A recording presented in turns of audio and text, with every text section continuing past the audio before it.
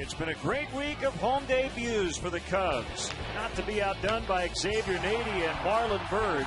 Starter Carlos Silva continued the trend yesterday at the plate and on the mound. But it was an old Cub who put the game away. The Cubs look to ice the Astros next.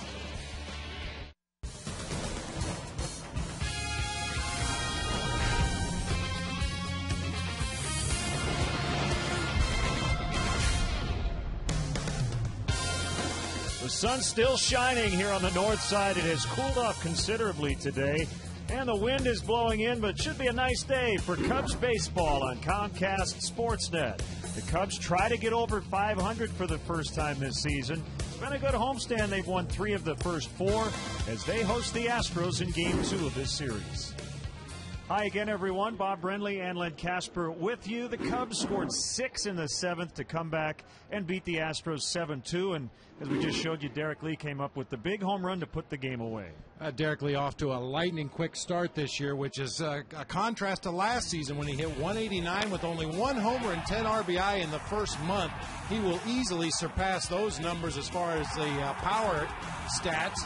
D. Lee with a couple of tape measure blasts already in this series. Good to see him off to a hot start. In the last couple of years, he's battled some minor nagging injuries, but they have not affected his performance. And fortunately, that minor bruise he had on his foot coming out of spring training, that was some concern, but it certainly isn't bothering him at all right now. Tom Gorzolani, the left-hander, the Chicago native, will pitch here at Wrigley Field for the first time this season. He was really good his last time out. You know, a lot of concerns coming out of camp about the 4 and 5 spots in the Cubs rotation, but Carlos Silva and Tom Gorzolani have gotten off to great starts this season. You see his numbers in his career with the Cubs. His last time out against the Reds, he was very good, just like Silva. This says it all about the 1-9 Astros. Today's starter, Roy Oswalt. Tomorrow's hurler, Wandy Rodriguez. They've made a combined 4 starts, have gotten no runs of support. Well, Roy Oswalt, one of the premier right-handers in the league. He's pitched much better recently here at Wrigley Field after getting his career off to a horrible start pitching in the friendly confines. Cubs come in at 5-5. Again, the Astros at 1-9. We're set for the middle game of this series as lefty Tom Gorzolani takes the ball. We'll have the lineups and all the action coming up from Wrigley Field.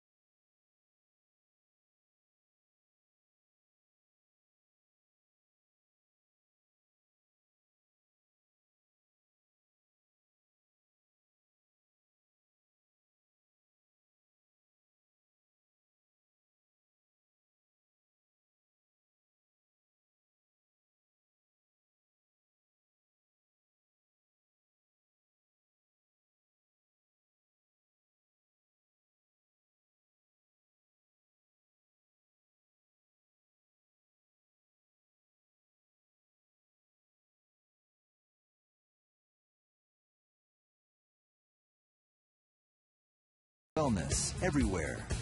AT&T. See what's new from AT&T. Visit att.com for details. And by Southwest Airlines. Visit southwest.com. Grab your bag. It's on. Let's quickly get into the Houston Astros Southwest starting lineup written out by first-year manager Brad Mills. Fewest runs in the majors, a measly 21 runs through 10 games for the Astros. Keppinger, Michaels, Feliz at the top. Lee, Pence, and Johnson in the middle. Manzella, Tols, and Oswalt at the bottom.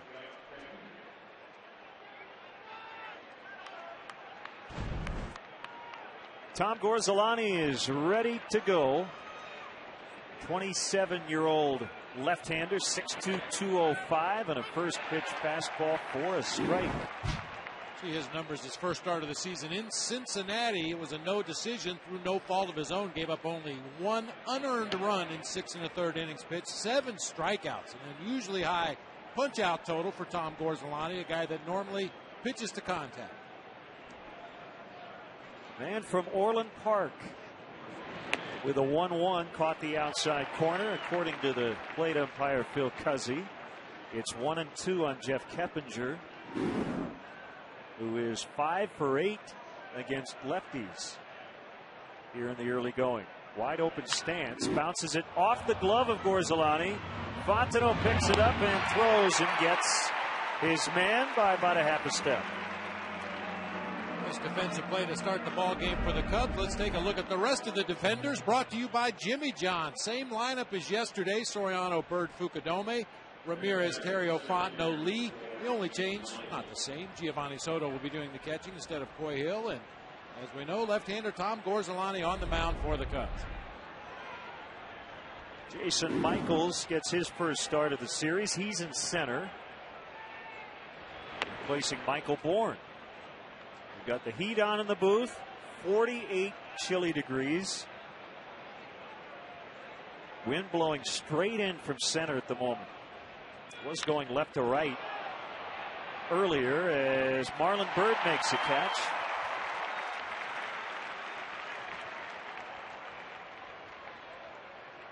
Cuzzy behind the plate. Guccione will work the plate tomorrow. Jerry Crawford, the crew chief, is at second. And Brian O'Nora is over at third.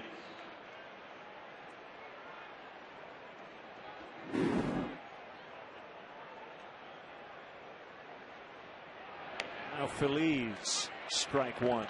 0 for 3 yesterday, was hit by a pitch. And he was part of a key moment in the game in the 7th inning. The game-winning bunt single from Ryan Terrio with the bases loaded kind of caught the Astros by surprise. It appeared as though the ball was going to roll foul, but Feliz tried to field it, glanced off his glove. Everybody was safe. As he said after the game, the catcher Quintero said he was telling him to let it roll foul. He didn't hear him, and at that point, he just was trying to get an out. Pretty heads-up play offensively by Ryan Terrio, however, to see the weakness in the Astros defense, push that ball right down the first baseline. An absolutely perfect bunt for a base hit, and fortunately Feliz made the wrong play.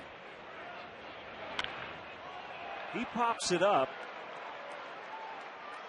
Fontenot underneath makes the catch, and Gorzelani with a 1-2-3 first inning. The Cubs are coming up.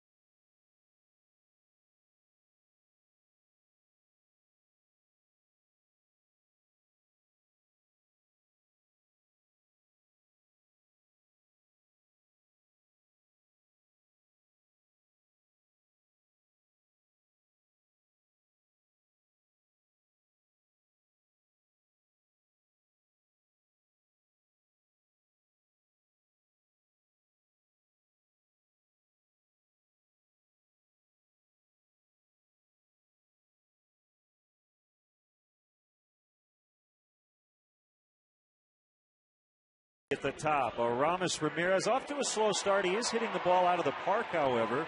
Marlon Byrd in center. Soriano, probably his best game of the year was yesterday. Fontenot, Soto, and Gorzolani at the bottom. Quick look at the Jimmy John's defense for the Houston Astros today. Carlos Lee, Jason Michaels, and Hunter Pence across the outfield. Chris Johnson, Tommy Manzella on the left side of the infield. Jeff Keppinger and Pedro Feliz on the right side. J.R. Tols doing the catching today for veteran right-hander Roy Oswalt. The numbers for Oswalt this season, 0-2 after 2 starts, but as Len mentioned earlier, his offense has not scored a run while he's been in the ballgame. Strike one on Ryan Theriot. 2 quality starts for Oswalt, both losses and pretty tough matchups. Lincecum and Halladay. Whew. You want to be that top of the rotation ace, you're going to match up against the other team's top of the rotation ace more often than not. Oswalt is 32. Outside 1-2.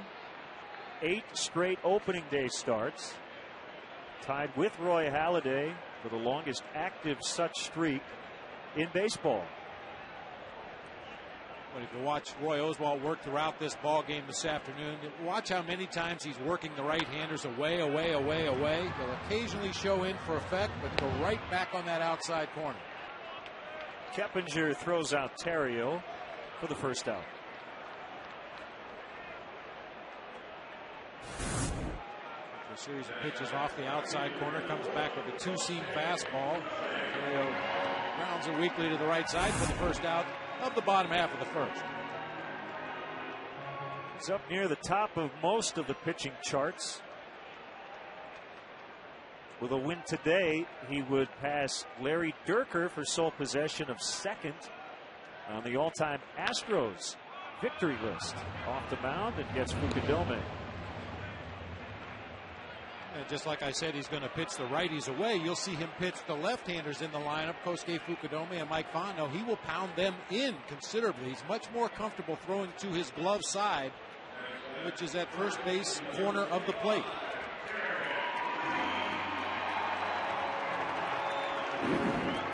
Here's Derek Lee trying to extend his home run streak to 3 games. This is his 65th career plate appearance against Oswalt. Only Aramis Ramirez has more, 69 on the Cubs.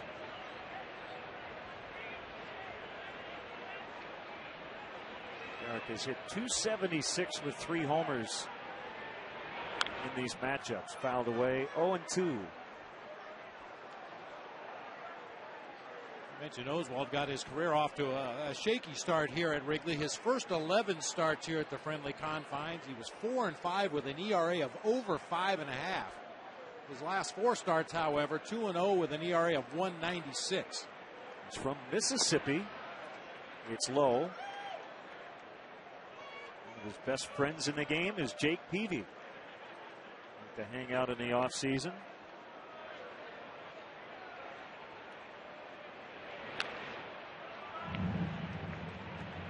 I don't know how much they discuss pitching, but I think they're more into the outdoors activities, hunting and fishing. Yeah, they're probably not playing burnout in the front yard or anything like that in the offseason, but I'm sure baseball comes up from time to time. Just outside.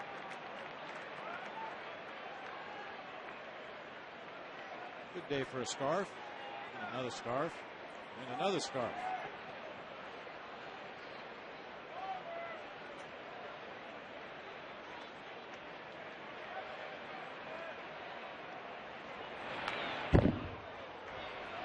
Hang in there is Derek Lee.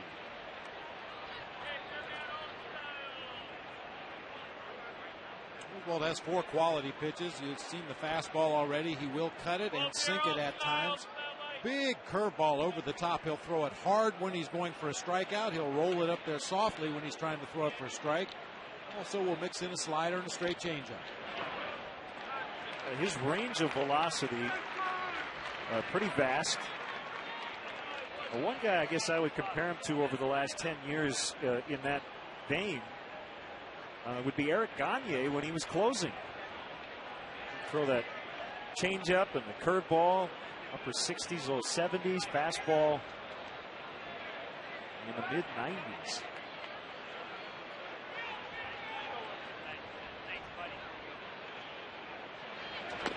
Got it. Called strike 3 on a payoff delivery. Each team goes down in order, 0-0 after 1.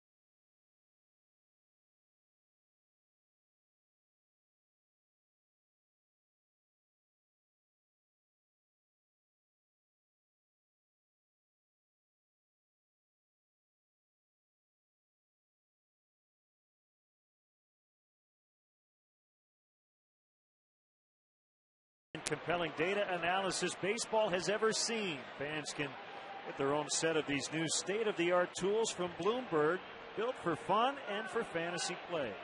Go to BloombergSports.com to get a preview and find out all the details. Second inning, Gorzolani against Carlos Lee.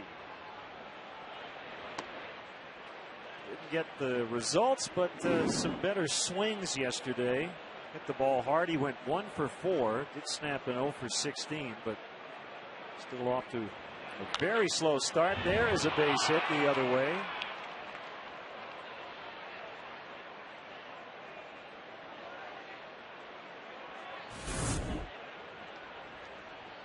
Good day for Tom Gorzolani to pitch here at Wrigley Field with the wind blowing straight in from center field. And with that in mind, some of the guys who normally try to flex their muscles here at Wrigley might just be content to shorten up and put the ball in play. Here's what Carlos Lee did right there. Inside out swing, producing a line drive to right field.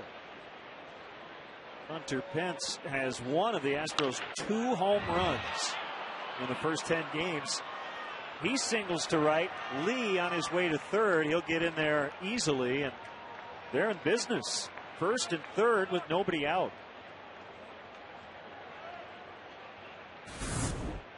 Pence, another guy that spent most of the afternoon yesterday trying to pull the ball onto Waveland Avenue, and he too goes with an inside-out swing. Lines one through that hole on the right side of the infield. I do think the weather today benefits the Astros more than the Cubs because they don't hit home runs. Cubs want a double play. They'll give up the first run to get 2 outs. And that looks like it'll happen. Chris Johnson, well, no, just one. Fontenot could not make the throw, and that'll give Johnson an RBI. It's 1-0 as Johnson gets his second RBI of the series. A little stumble at the beginning of the play by Aramis Ramirez at third base, but still plenty of time to turn that double play. Johnson hit that ball crisply down to third. Ramirez got quickly to his feet. Feet looked to be in good shape. Mike Fontenot just lost the handle on the ball coming out of the glove. Zolani's made just 5 pitches against 3 batters in the inning. Called strike on the shortstop, Tommy Manzella.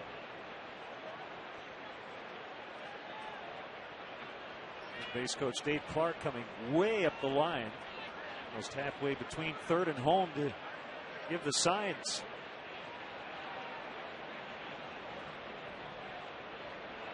Now, sometimes depending on your positioning in that third base coach's box, the runner at first base is blocked by the pitcher standing on the mound. So Dave Clark comes way down toward home plate just to make sure that his runner and his hitter could see the signs clearly.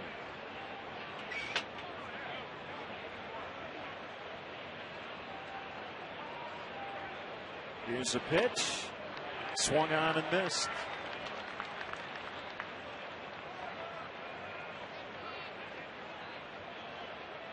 We talked about this Astros offense, a very aggressive swinging team. They like to get their at-bats over with quickly, either good or bad. Look for Tom Gorzolani to start mixing in some more breaking balls and change-ups on that first pitch. Fastball runs inside. There's Brad Mills. Been a rough start for this team. They have matched the worst 10-game start in franchise history at 1-9.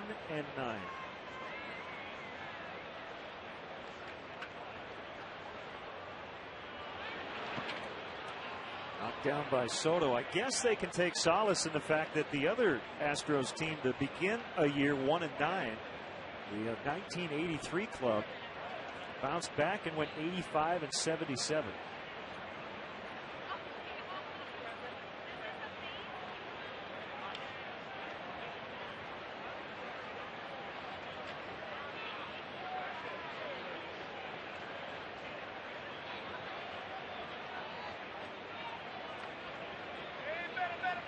The 2-2 ground ball to Ramirez, not hit hard. He'll have to throw to first, and that's the second out. Don't miss the action tomorrow as the Cubs battle the Astros here at Wrigley Field. Game time is 1:20, but be sure to arrive early. The first 10,000 fans will receive a Cubs winter scarf 1 day late, compliments of Pepsi. You can correct me if I'm wrong, but I think the forecast for tomorrow very similar to today, which we will gladly take. We're dry. The sun is shining. A very crisp, cool spring morning here in Chicago. What a contrast to the weather we've had the last few days. Catcher J.R. Tols takes a strike.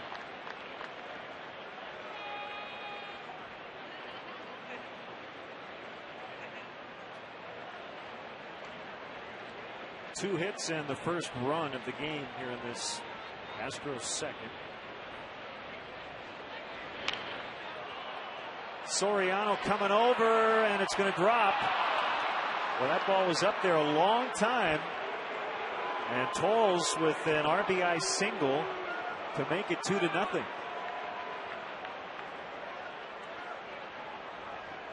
Perhaps playing a little too deep to start the play was Alfonso Soriano.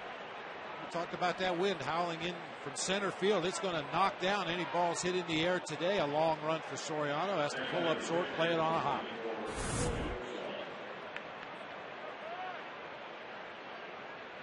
Now, this is the kind of day, with the exception of the big guys, the Carlos Lees and Pedro Felizes of the Astros offense. Not too many of these guys are going to hit the ball over your head today.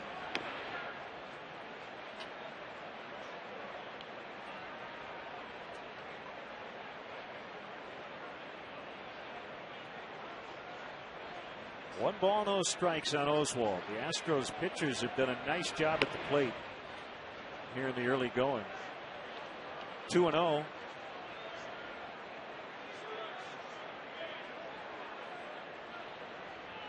Six hits already.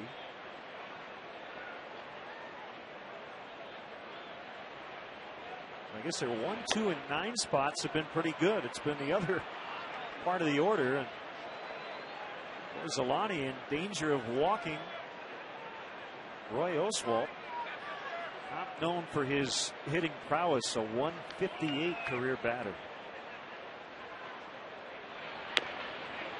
That's a strike. Well, Bob, getting back to the Soriano play, that's a ball. I think if you're going to catch it right off the bat, you have to tell yourself, I'm going to catch it. And it seemed like he was unsure from the minute it left the bat. And that's definitely a weakness on his part as an outfielder. Other guys go after balls like with reckless abandon, but that is not the way he plays left, as Larry will come out.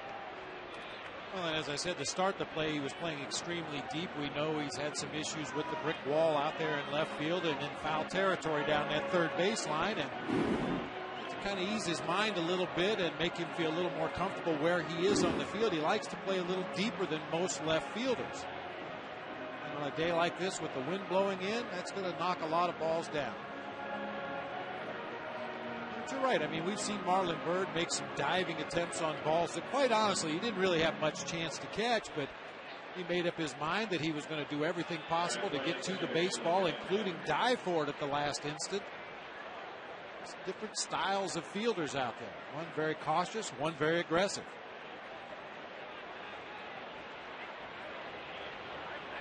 Here's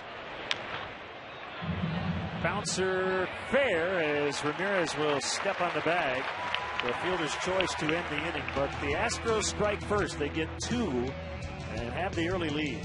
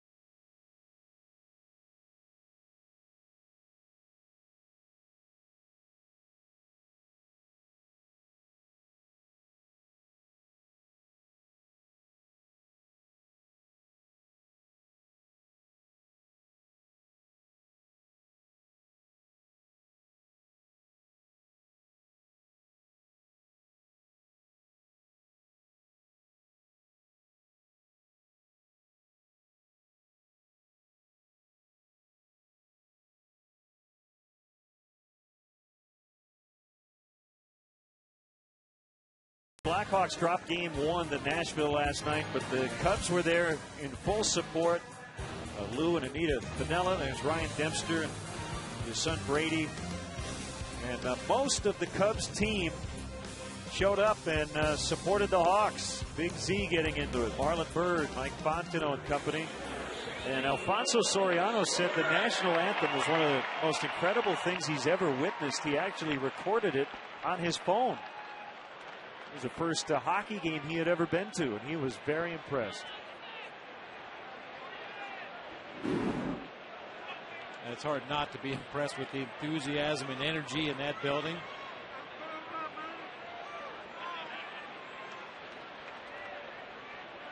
Ramirez, Byrd, and Soriano against Roy Oswalt. He's trying to get his first win of the year. Ball 1 on Aramis.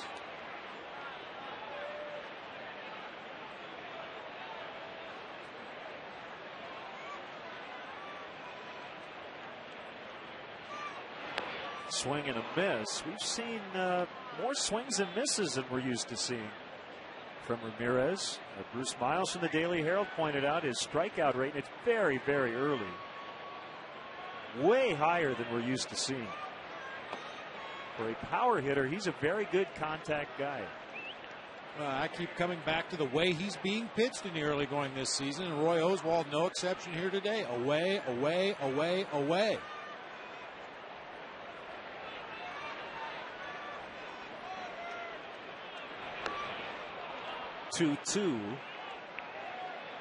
You try to pull that fastball at the knees on the outside corner or even a little bit further out, and you're probably going to come up empty. If you do put it in play, it's going to be a weak ground ball to the infield.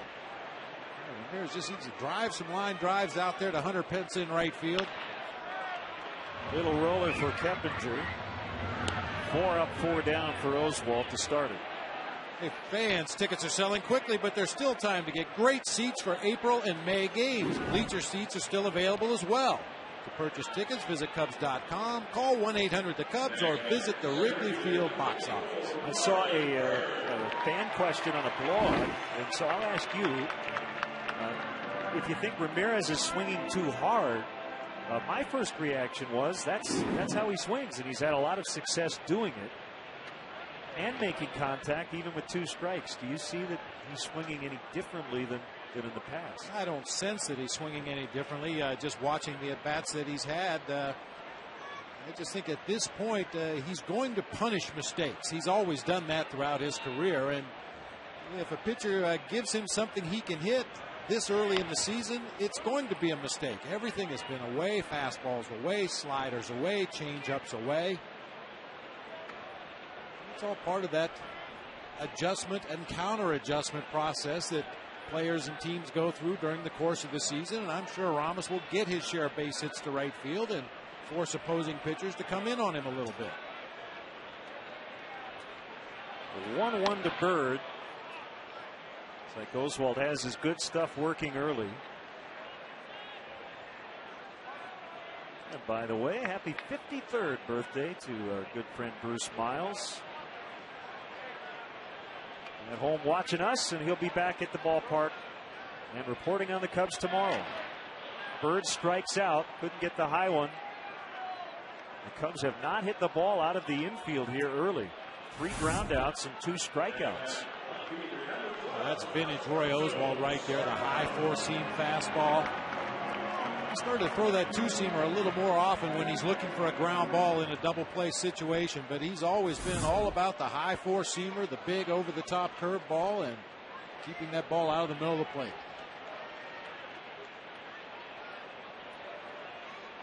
Soriano with a good day yesterday. With a nice catch in left. Had a couple of hits at the plate. The game-tying RBI double. Scored the game-winning run. That's what you were talking about. A lot of streaks.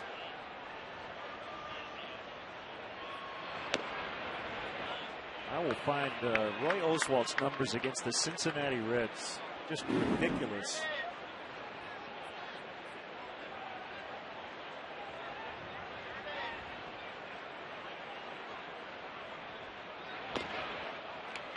Low for ball 3. Oswalt is 23-1 in his career against the Reds.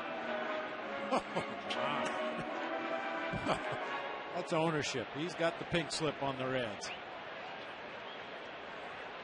The most wins he has against any other team, 13 against 3 different clubs, all as you would expect in this division. 23-1.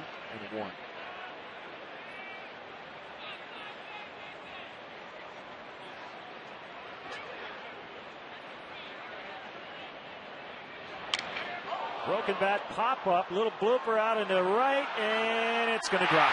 Feliz got all twisted around. And Soriano's at first with the Cubs' first hit. Feliz, a guy that's much more comfortable playing on the other side of the diamond, really got twisted into a pretzel on this one. Wind pushing it.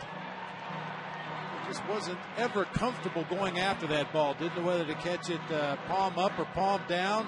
Ends up dropping for a base hit down that right field line. We'll take him. I'll tell you, with Roy Oswalt's on top of his game, there's no such thing as an embarrassing hit. You take whatever you can get. This is Feliz's 85th career start at first, but it's clear he's playing a little bit out of position, as Troy Gloss has been doing with the Braves. But in Gloss's case, he's going to play there every day. Feliz is just holding down the fort until Lance Berkman comes back, which could be as early as Tuesday against Florida.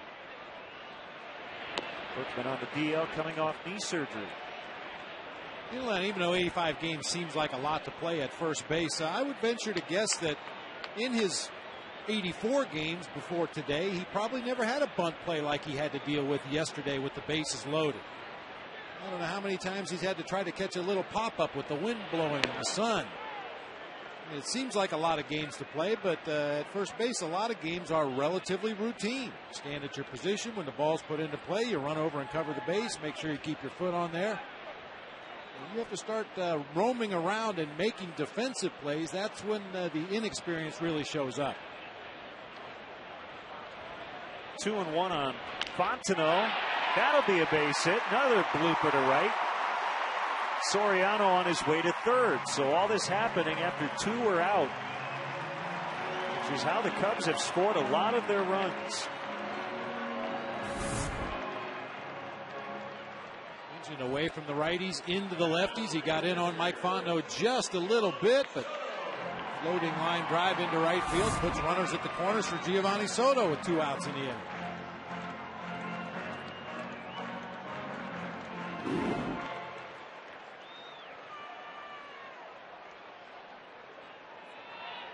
Slow start for Gio. He's been much better the last few days. Outside corner.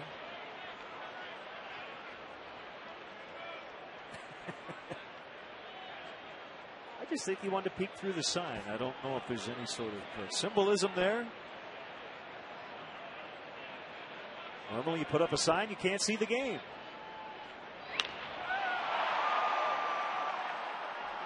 This is Michaels coming in. And that's it. So back-to-back 2-out hits, no runs. It's 2-zip Astros after 2.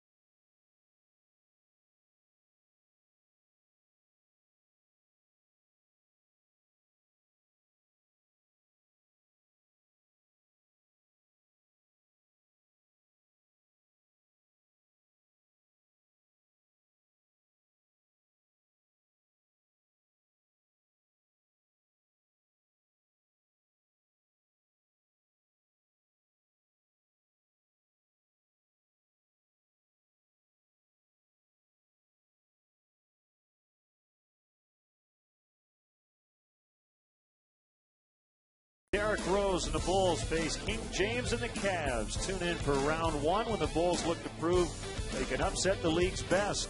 Coverage begins at 6:30 with Bulls pregame live. Bulls and Cavs Monday night at 6:30 on Comcast Sportsnet.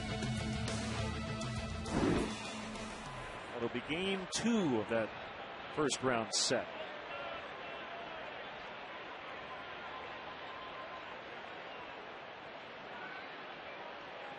Michaels 0 for 1. Will be followed by Feliz and Lee here in the 3rd inning.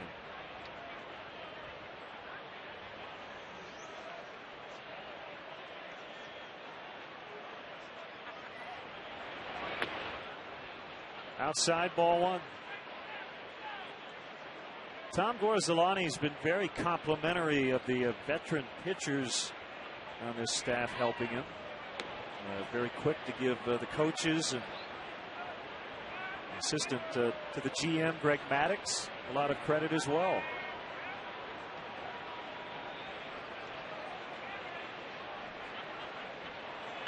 He's also talked about being free and easy, not relying on velocity so much.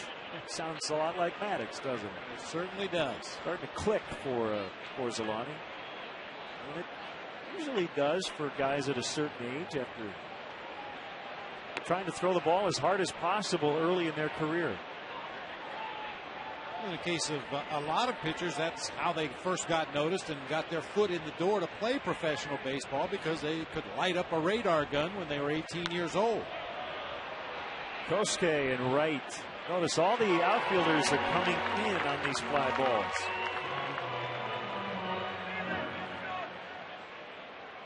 Well, and you should position yourself accordingly out there in the outfield. As I said a little while ago, with the exception of the big guys that can hit the ball out of the park on any given day, most of the guys in that opposing lineup are not going to hit the ball over your head today. Oh, that's off Gorzolani. He's hurt. Derek Lee will get the out. He got right back up quickly, but Ed Halber coming out, Larry Rothschild, Lou Piniella. That was smoked by Feliz. Man. Looks like they're looking at the upper part of his left arm.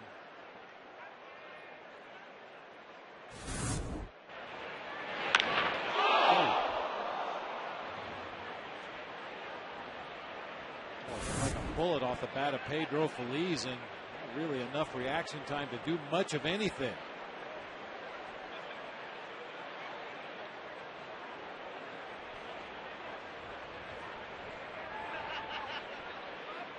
Be surprised if they're going to let him continue, but he's going to take a couple of warm-up tosses.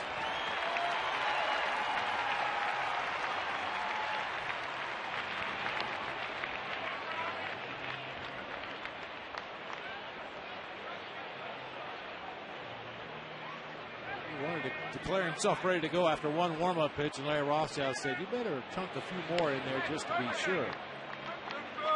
Well, there are 2 outs in the inning.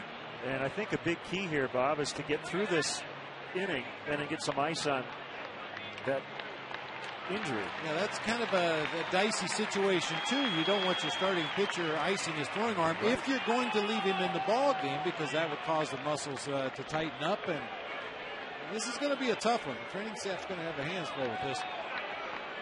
He's going to stay in, at least for now. The normal procedure after getting struck by a ball or hit by a pitch is to immediately get ice on the area as quickly as possible to keep the swelling down and keep the bleeding inside the muscle to a minimum. But you're right. They're still pitching. That's not what they want. 1-0 on Lee. They did get the out, 1-3 to retire Feliz.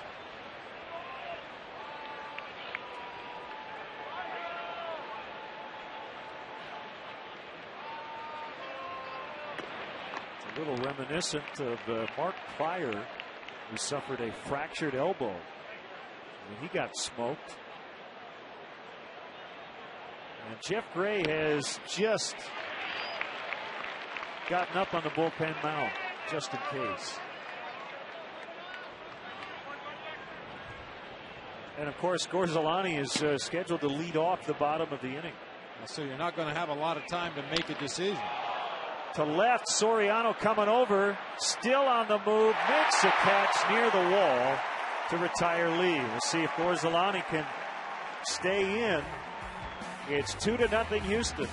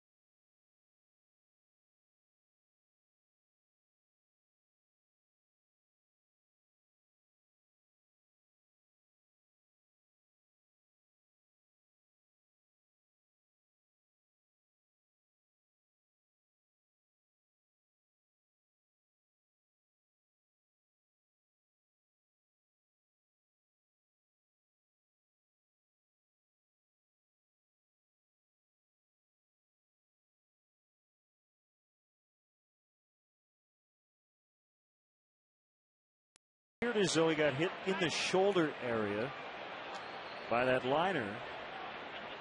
And Chad Tracy's going to bat for him. Jeff Gray will replace the lefty in the 4th inning.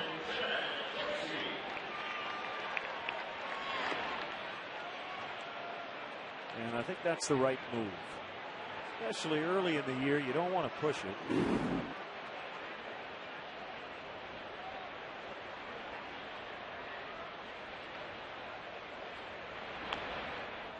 Now, the concern you have with especially a starting pitcher, Len, it's not so much the bruise itself, but if at some point Gorzelani started to protect that area and now you're putting strain on the elbow, you're putting more strain on the shoulder, maybe on the hip, lower back, and a bruise to the upper arm that maybe is a day-to-day injury suddenly turns into a disabled list trip because you were trying to protect the area that got hit.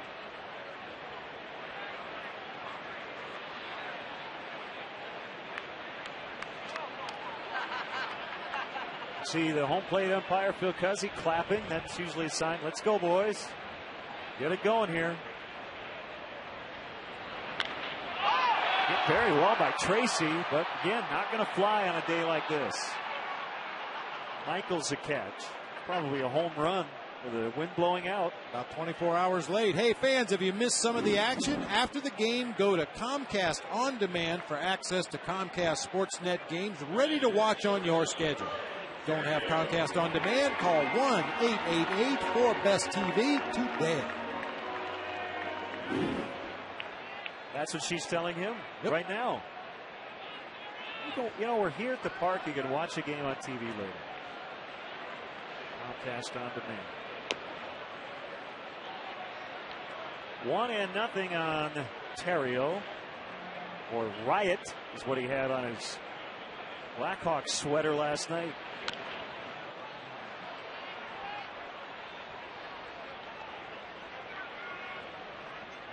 I was standing next to Ryan. They were showing Reds Pirates highlights last night. Was asking him about Mike Leake, who took another no decision but pitched well for the Reds. And Terrio very impressed by Mike Leake.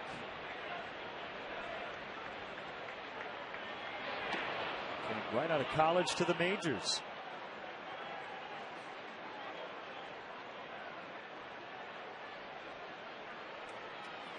Nicely done.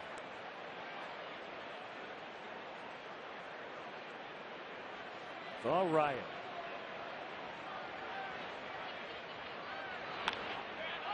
Toward right and past Keppinger. Wasn't hit hard. But Terrio extends his hitting streak to 8. It may not have been pretty, but that is the approach that's going to work against Roy Oswalt. This is his 3rd start of the 2010 season. In his first 2, he worked 97% of his pitches on the outside part of the plate to the right-handed hitters. He did occasionally come into the lefties. As I said before, he likes to throw to his glove side. And there have been a couple instances in this ballgame already where the catcher, J.R. Tols, has called for pitches on the inside part of the plate to righties, and Oswalt still throws them on the outside part. If I'm not mistaken, Kosuke has gone after the first pitch in both at bats, and he's 0 for 2. Popped out to Johnson that time. He's very patient. Speaking of patience, Derek Lee has been the most patient hitter in the entire league. 4.78 pitches per plate appearance for Derek, and Aramis Ramirez also in the top 7 on that list.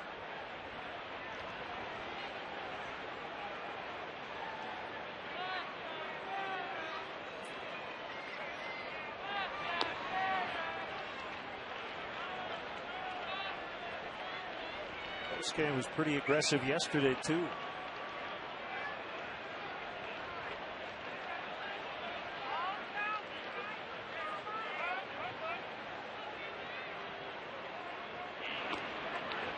That's inside, 2-0.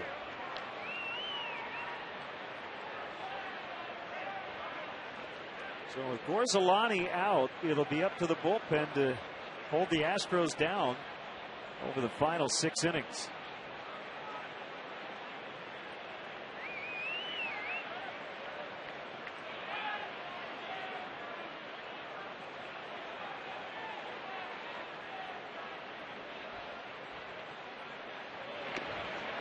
2-1. Last time up, Derek took a called third strike on a 3-2 pitch.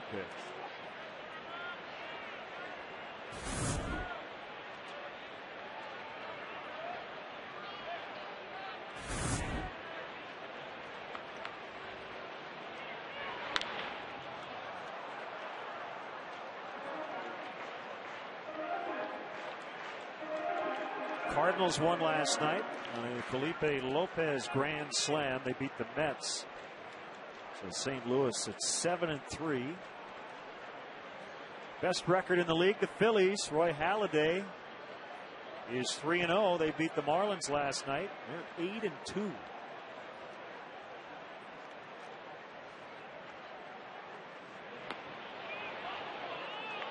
Oswalt thought it was strike 3.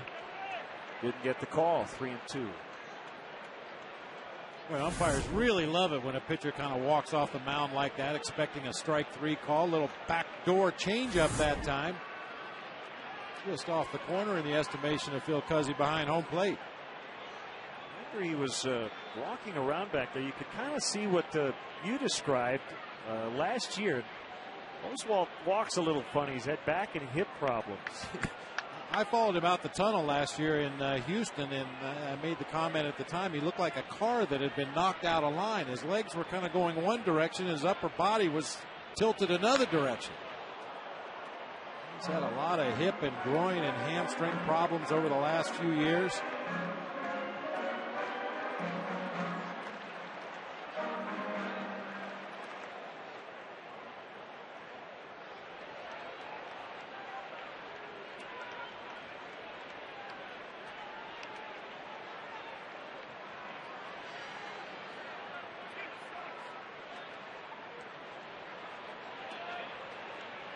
Another 3-2 and another foul.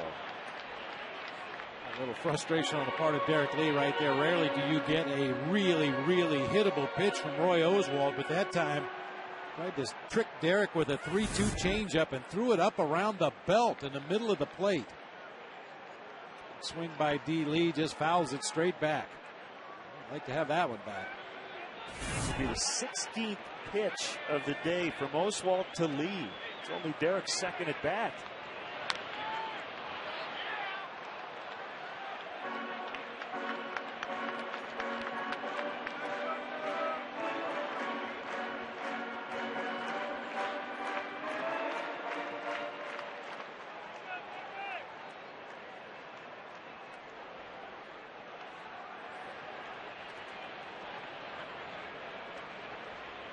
Terrio getting a good workout, running on all these payoff pitches. And he takes off again. Line to right, hence the catch. That's it. Cubs strand one, they trail 2-0 as they go into their bullpen early.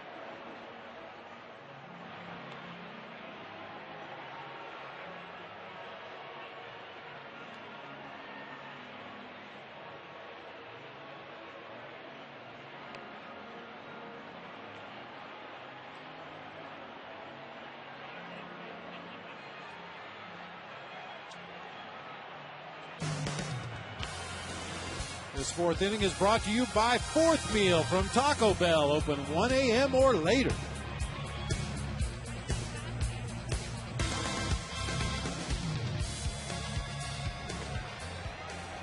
2-0 Houston.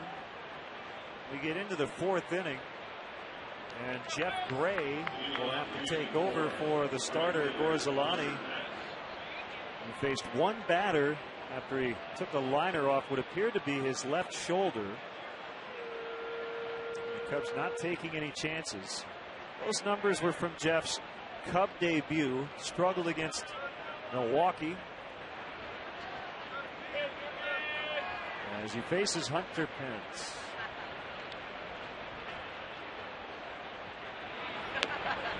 They're actually from the Houston area.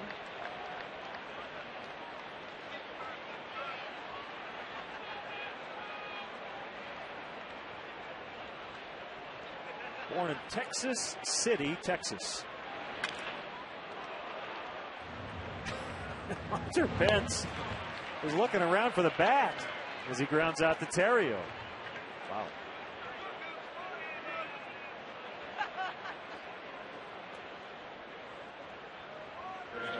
Now AT&T trivia. On this date in 1976, who hit 4 home runs against the Cubs? On consecutive at-bats. Now this one, I know. I think I know this one too. And the wind was blowing just about exactly the opposite direction as it is today.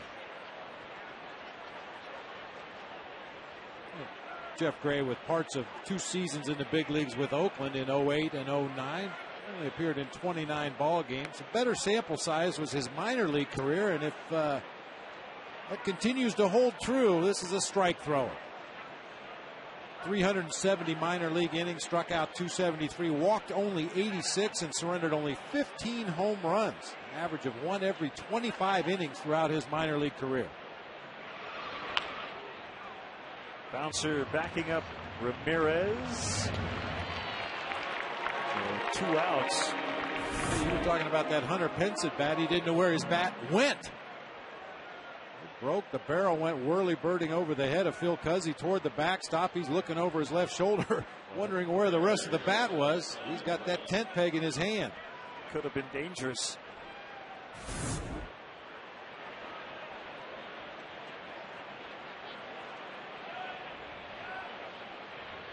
Manzella is showing bunt with Ramirez back, and he took ball 1.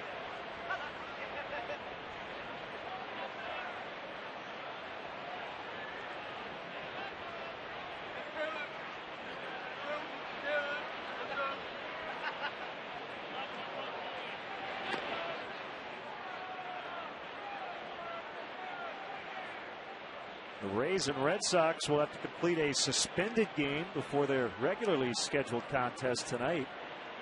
Last night's game tied at 1-1 in the middle of the 9th. So they'll resume that tonight at Fenway.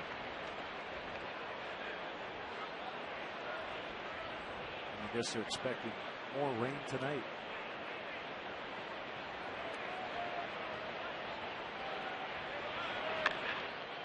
Gray with a nice snag. They'll need another Cubs pitcher to get knocked out, literally. Nice 1-2-3 for Gray. 2-0 Astros.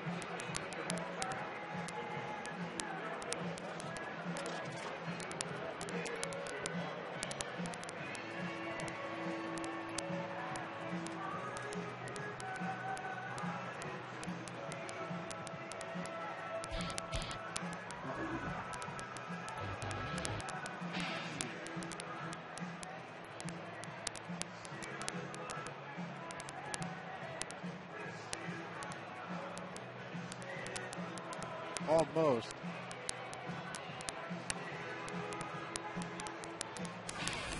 It's time for our Home Depot doing more on defense. Boy, once a pitcher lets that ball go, you become a defender. Jeff Gray with good reaction that time, reaching across his body to make the backhanded play. And throwing on to Derek Lee for the out at first.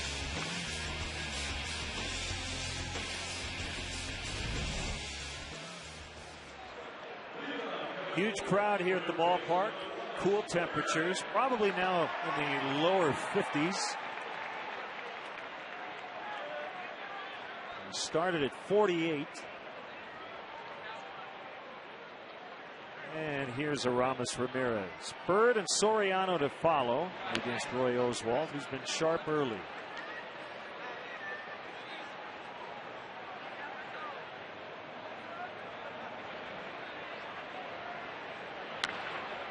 Got under it. Bringing Pence in. Still in, and he makes a grab.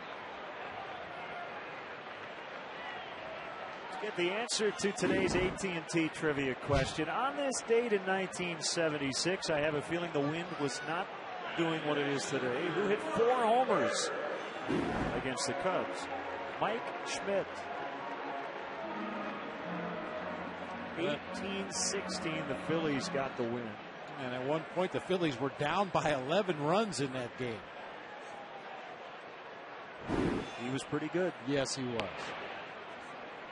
Boy, he was the total package, too. Early in his career, he could steal bases, a great defender at third base, and obviously a tremendous power hitter.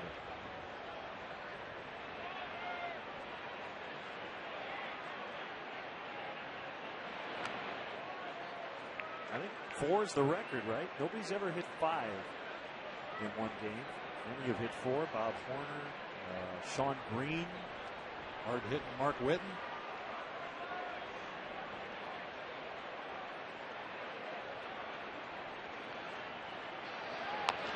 Outside to make it 2-1 on Bird.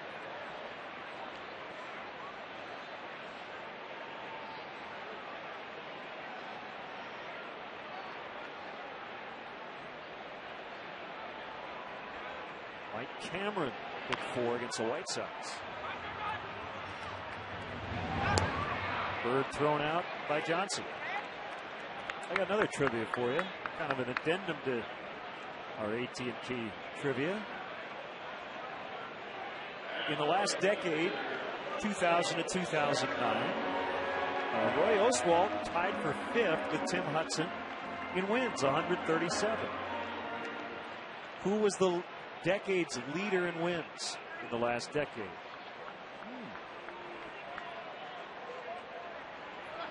I will tell you this, it's probably not a guy that would just come right to the top of your head. I mean, a very good pitcher, but you would probably not say he was the best pitcher in baseball during that time. I will give you a hint, a former Astro.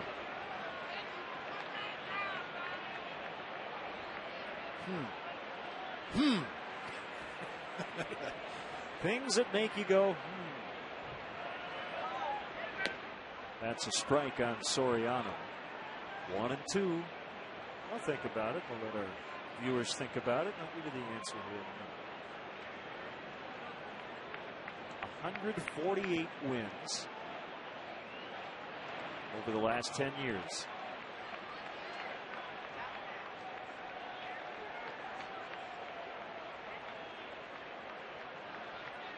The guy's pondering the answer. It's making his head hurt. He's not alone. Let's see.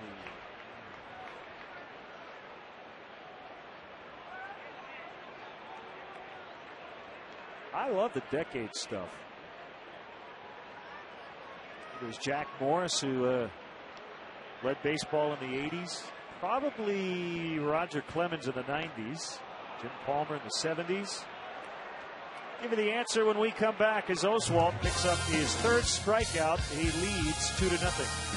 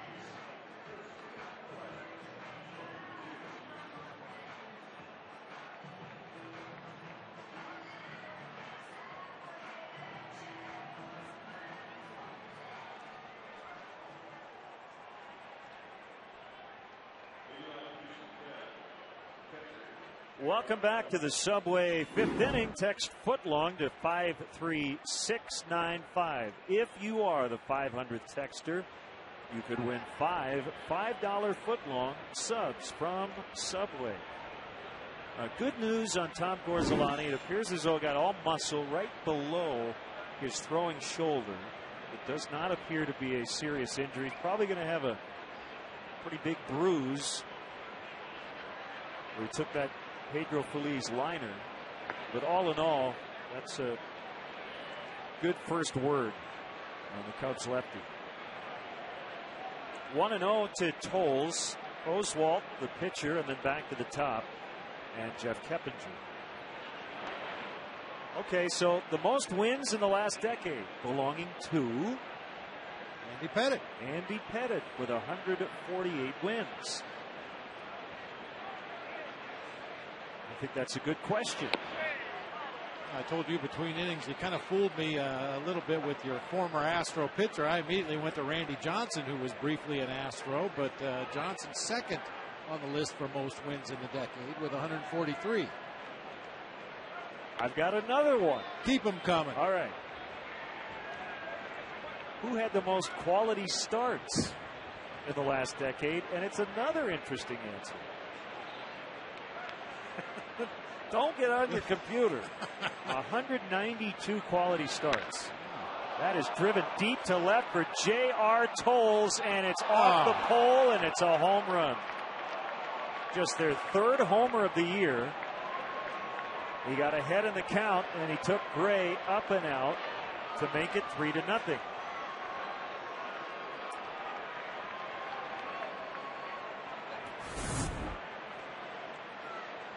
Sinker on the inside corner of the plate. Tols with a nice quick swing, got the barrel of the bat on it. I just didn't think that ball had enough to get out of here when it left the home plate area, but right down the line and off the foul pole for a home run. Wow. Oswalt takes it outside. I'll give you the answer. Javier Vasquez with the most quality starts the last decade. Oh, how about that? 192. He's been very durable. So now you know.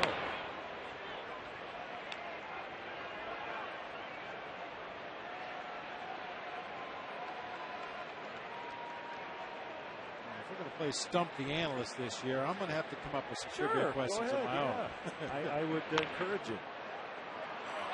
Nice play by Fontenot. Lots of time. Gets Oswalt for the out.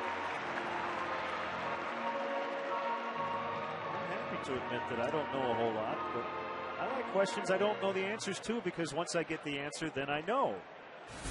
I'd rather learn something. Live and learn.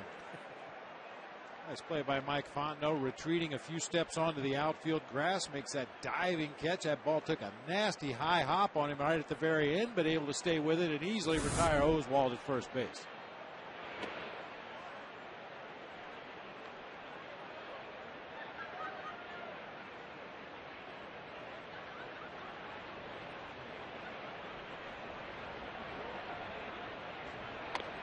Inside the Keppinger.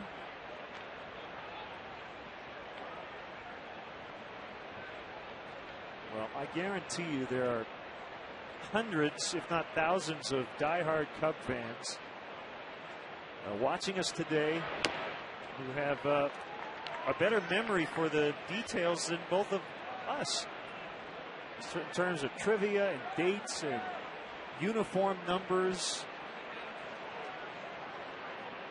The key to my success in those areas is to have a computer handy, or a record book. I can look it up quickly. That's good enough for me. Yeah, I like the minutia. I like the trivia. I'm just very good at it.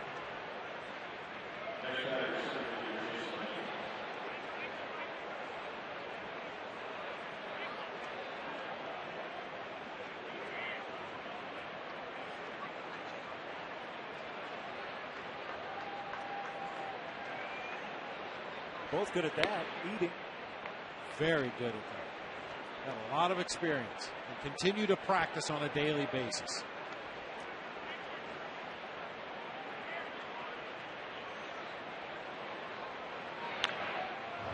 if you're going to hit a home run today, you want to do it just like J.R. Tols did it. Keep it low. And in one of those corners, particularly left today, with the wind now blowing in from right center.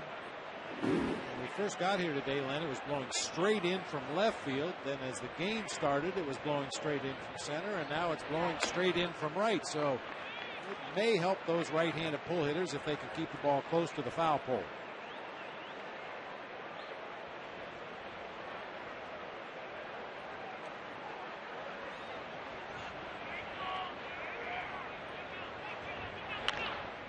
Hit hard just behind the third base coach, Dave Clark.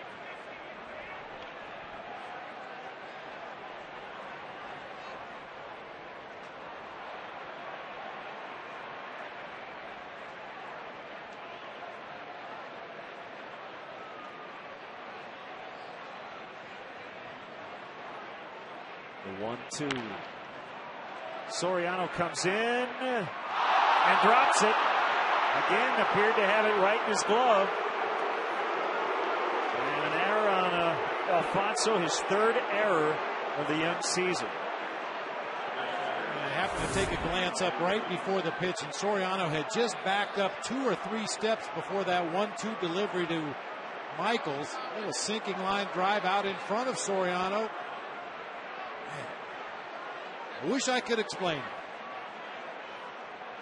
The basic skills of the game is catching the baseball, especially for an outfielder.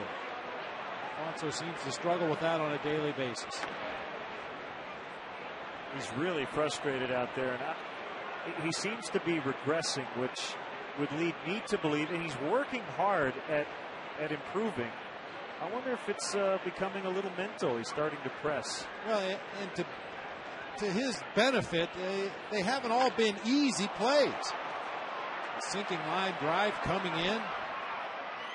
Bird makes a catch to get Feliz. And that ends the inning. Tols with a leadoff homer. It's now 3-0 Houston.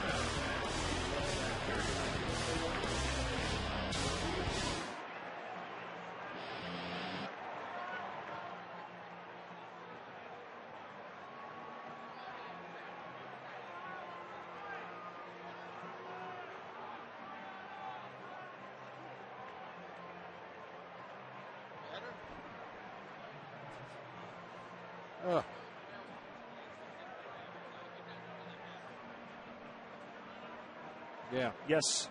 Oh, thank you. Hey, Luke. Thank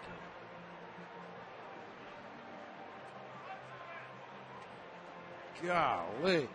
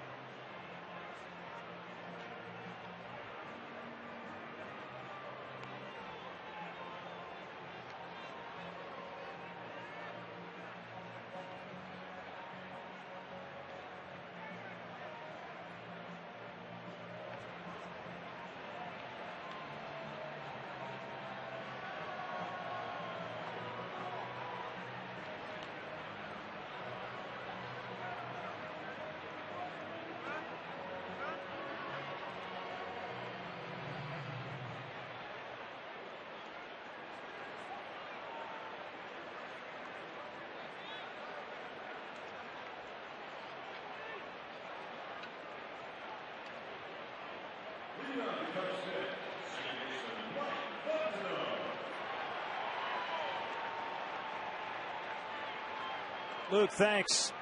Roy Oswalt trying to get his first win, finally getting some run support. Wade Bob, hello.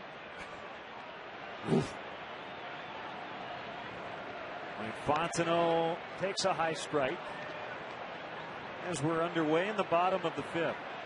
3-0 Houston.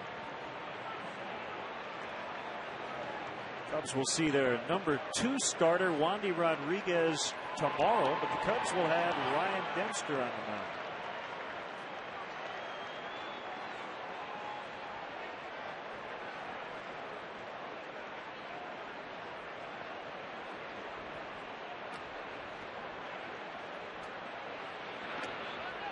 Fontenot laid off. 1-2. Pitcher spot coming up this inning. So Justin Bird is getting ready in the pen.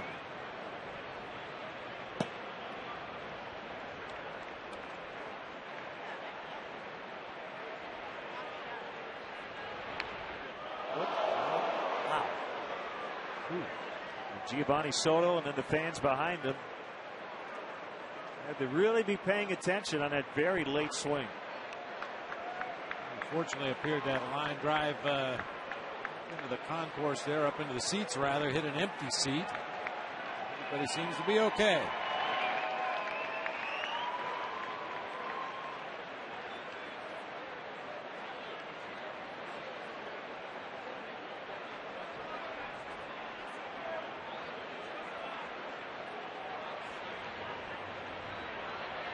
The wind and the 2-2. Grounded to Keppinger. Hey kids, have you ever dreamt of running the bases at Wrigley Field? Well, now you can. The Chicago Cubs are proud to present Family Sundays at the friendly confines this spring. Purchase 4 tickets to any Sunday home game in April or May, and each child 15 and younger in your group will get a chance to run the bases following that day's game. Tickets are limited, so visit Cubs.com to order today. Soto clubs it to left. This will get to the wall. Carlos Lee picks it up, gets it back in, but Soto has a standing double.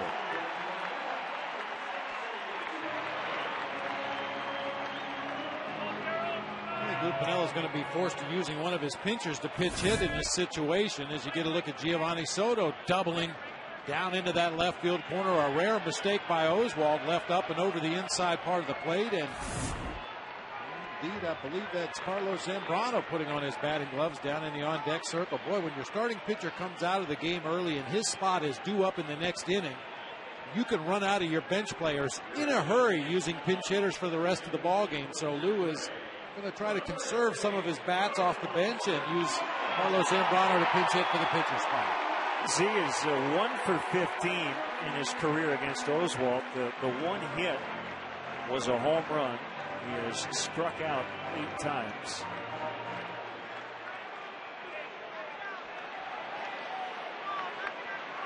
Take it easy. I know Carlos loves to go to the plate, be a hitter, be a base runner.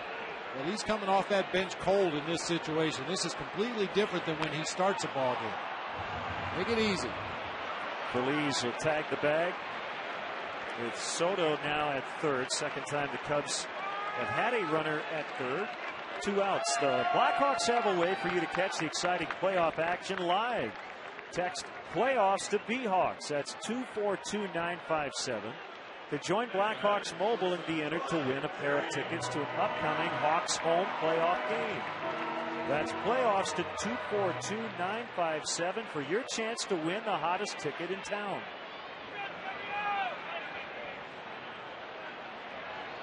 Corner man in to guard against a 2-out bunt attempt by Ryan Theriot. He hits it foul.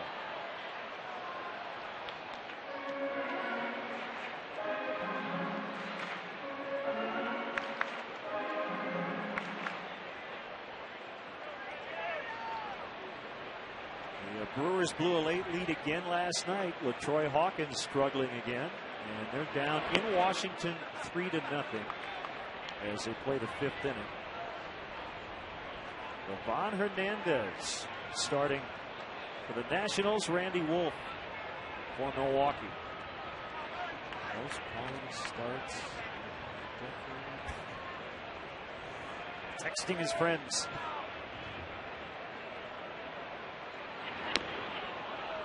1-2. A little extra cheese on that fastball from Roy Oswald at 95. He's really throttled back since the early part of his career when he tried to throw every fastball 95 miles an hour. Len mentioned earlier, though, he will change the velocity on his heater, on that curveball. Throw an occasional Bugs Bunny changeup.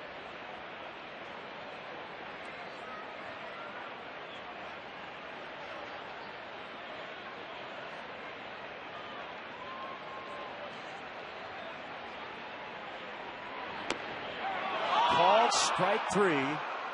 to end the inning. Cubs leave a man at third. It's 3-0 Houston after 5.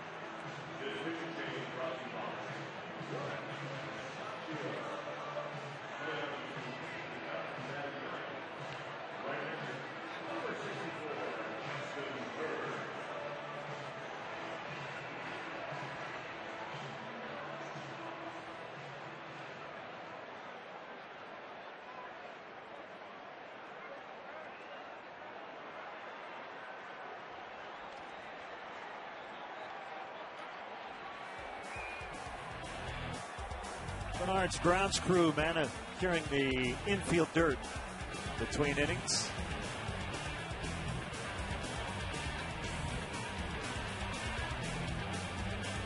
Three to nothing Houston.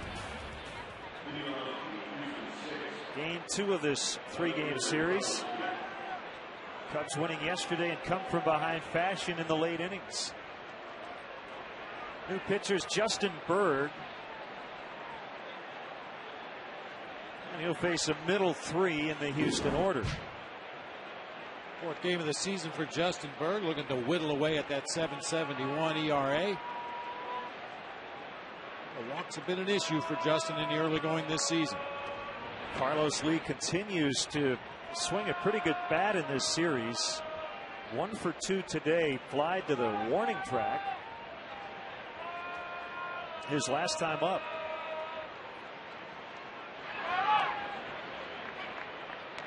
One ball, one strike.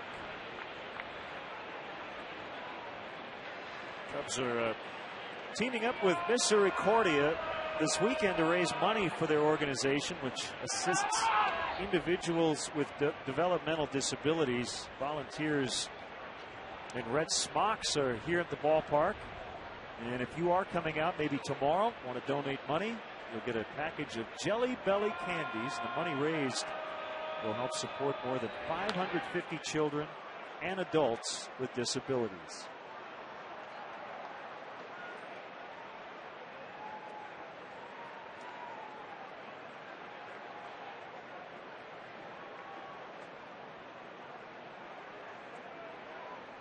Two on El Caballo.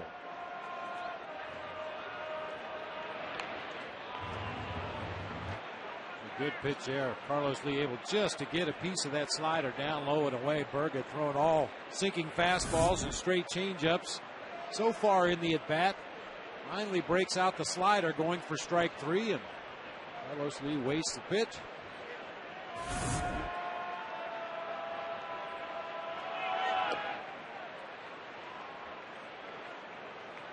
Carlos Lee is a cattle breeder in his spare time. He's from Panama.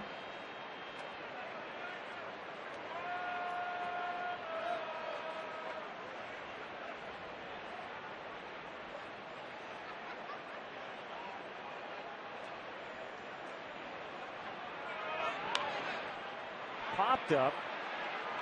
Fontenot in the outfield grass, hauling it in for the first out.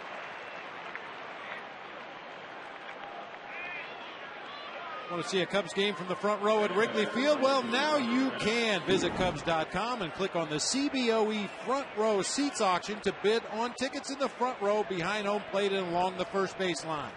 Front row seats will be auctioned off to every game all season long. Don't miss your chance. Go to Cubs.com and check out the CBOE Front Row Seats auction today. 1 ball, no strikes on Hunter Pence. Still thinking about Ron Santo, the Cubs legend. A little under the weather again today. Expecting to see him tomorrow. I hope you're doing all right today, Ronnie. Well, we know what would make him feel a lot better. Yeah. Let's come back and win this ball game. A 4-run bottom of the 6th yeah. would help.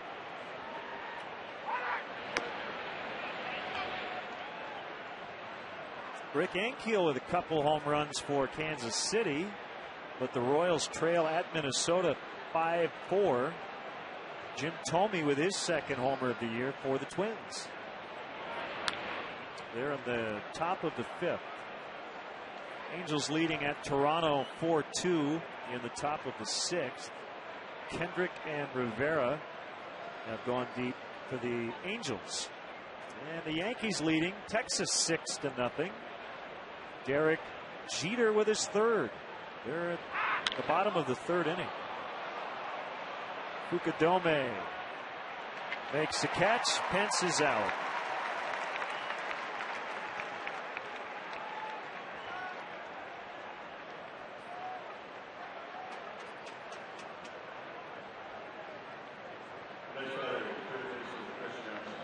Tim Lincecum will pitch later today. He's 2-0 already. He'll face knuckleballer Charlie Hager. The Giants and the Dodgers haven't gotten an update on Aaron Rowan. But the report out of the San Francisco Chronicle this morning was that Rowan has 2 small fractures in his left cheekbone and a mild concussion after he got hit by a Vicente Padilla fastball last night. So no word on how serious that is beyond that original diagnosis. Sounds like he'll probably end up on the DL. Nice job by Berg. A 1-2-3, top of the 6th.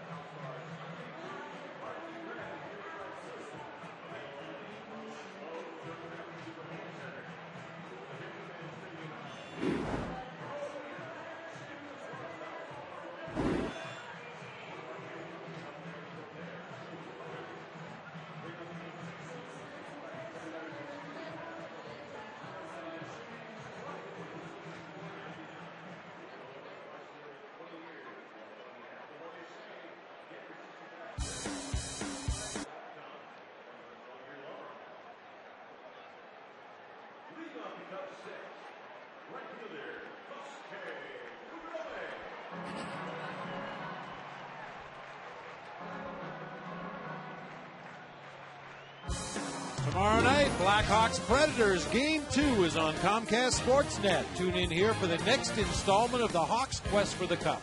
CSN's exclusive coverage begins at 7 with Chevy Blackhawks pregame live. Blackhawks and Predators Game 2 tomorrow night at 7 on Comcast Sportsnet, fans' best friend.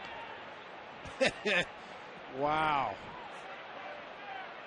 It'll go better for the Hawks in game 2. I certainly hope so. I feel like my tonsils are frozen today. Just can't seem to get the words to come out right.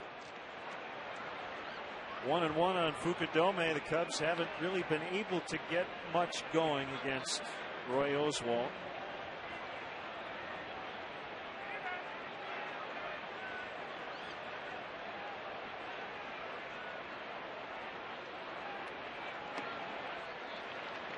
Two and one. Just want to follow up. Vicente Padilla had been known in the past as a guy who's not afraid to hit people. You have the Giants-Dodgers rivalry as a backdrop. First of probably, 16, 17 matchups this year. Sometimes intent doesn't matter in those types of situations, so we'll have to keep an eye on how that develops. Well, I know if nothing develops on the field, it certainly will in the stands. The fans probably get into that rivalry a lot more than the players do at this point. Doesn't take much to get them going.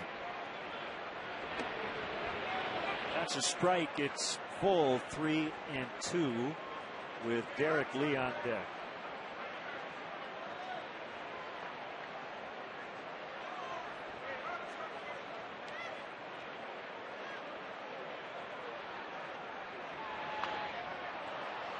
A foul pop, and the wind pushes that even more foul.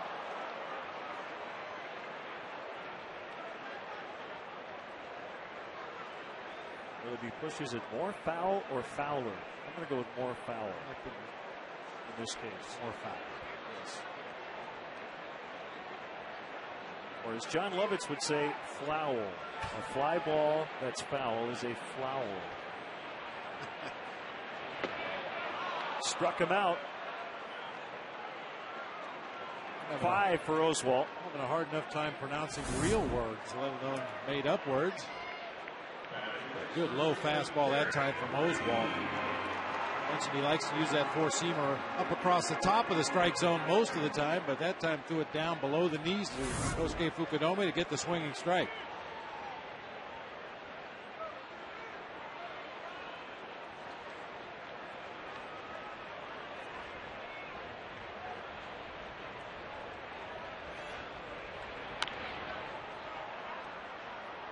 A trio of seventh inning stretch conductors today. Christopher Mintz-Plasse, Aaron Johnson, and Chloe Grace Moretz. Stars of the new movie. And you want to say the name of it? Let's say Kick Butt. Since it's a family show, it's not technically the name of it. But Kick Donkey. yes. So Oswalt passing Larry Dierker, the Astros strikeout list.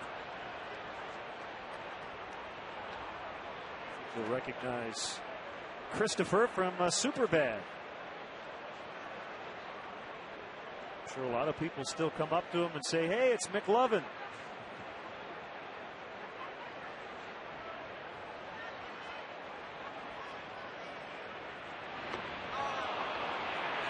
Strike 3.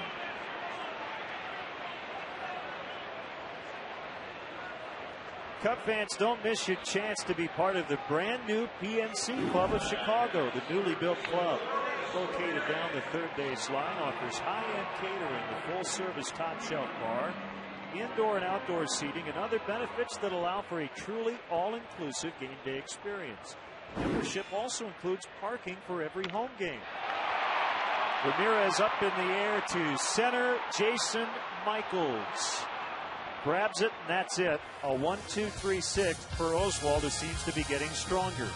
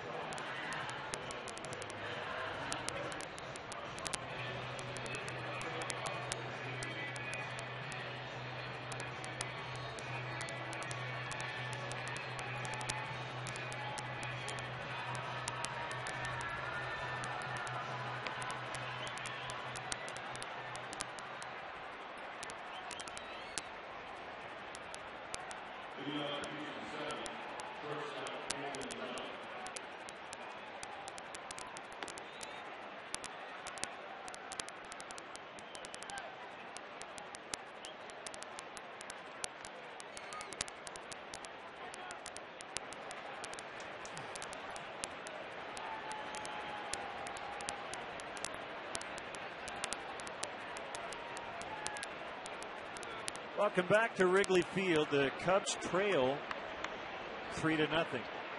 He just joined us. Tom Gorzolani had to leave after just 3 innings of work. He took a line shot off his upper left arm, maybe just below the shoulder. Fortunately caught all muscle, but taken out as a precautionary measure.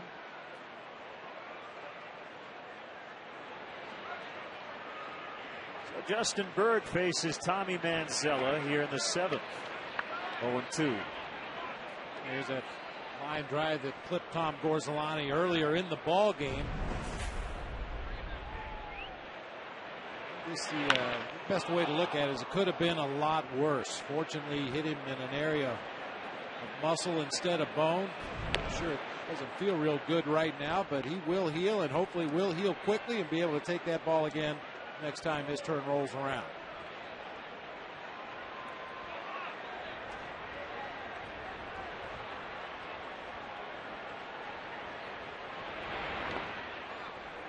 Breaking ball in the dirt, 2-2. Cubs have not yet been over 500. They've had 3 chances to get over 500 opening day. Then they were 4-4, 5-5.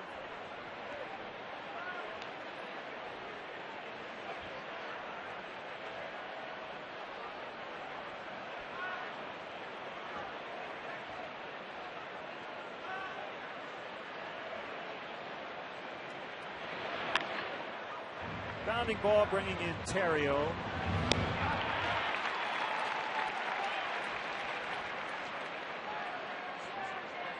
Tonight, Major League Soccer is here on Comcast Sportsnet as the Chicago Fire take on the DC United.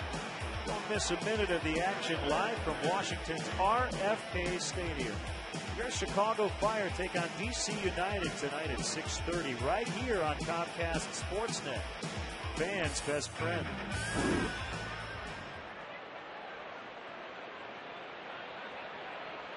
Tols with a home run his last time up. He is 2 for 2 with 2 RBIs. He's had some major struggles offensively at this level. Had one huge game his rookie year, but has hit under 200 in limited action the last couple of years. Looked like the bat hit Giovanni Soto as Tols was headed down the first baseline. He just kind of tossed the bat behind home plate, and as Gio was coming out to field a possible bunt, it caught him on the right hand.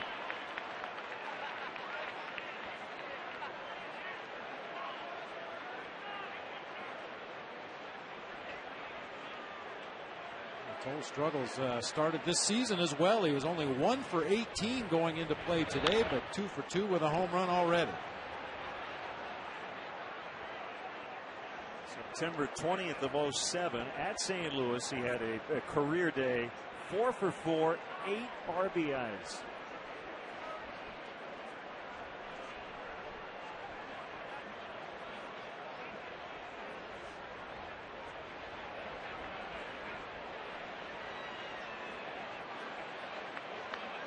Hank Aaron never had 8 RBIs in one game. He never had 7. Well, that kind of goes back to the no-hitter. You know, on any single day, any given day, somebody can come up with that type of performance.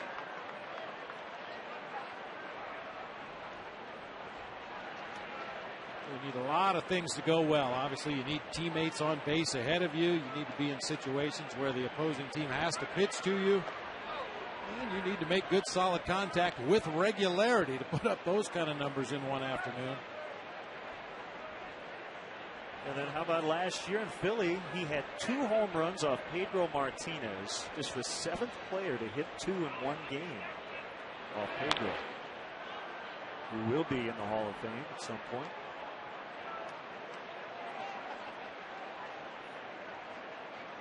And having said that, he's a career 179 hitter.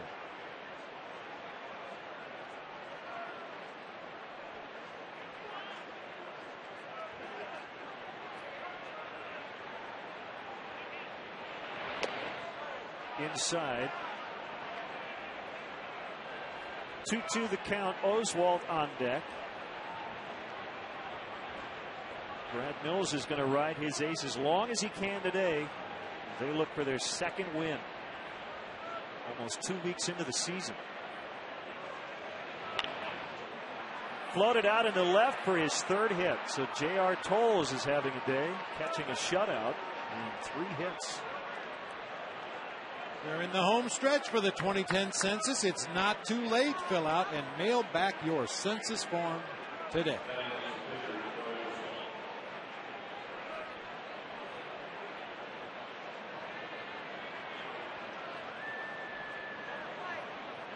I would expect a sacrifice bunt, even with 1 out here in the inning by Roy Oswalt. Different look to their lineup today with no Michael Bourne at the top. Jeff Keppinger filling that leadoff spot for the Astros today. Real good contact hitter. I'm sure Brad Mills would like to get Tols up to second base even with 2 outs in the inning and take his chances.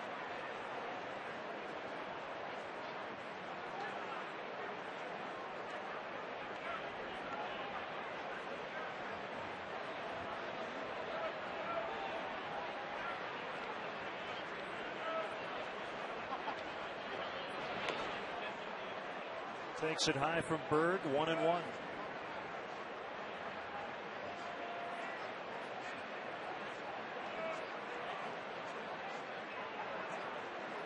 Justin Bird's not intimidated by cold weather. Playing a lot of ball up in Wisconsin, where he grew up. Here's the bunt. Bird will toss to Fontenot covering. 2 down.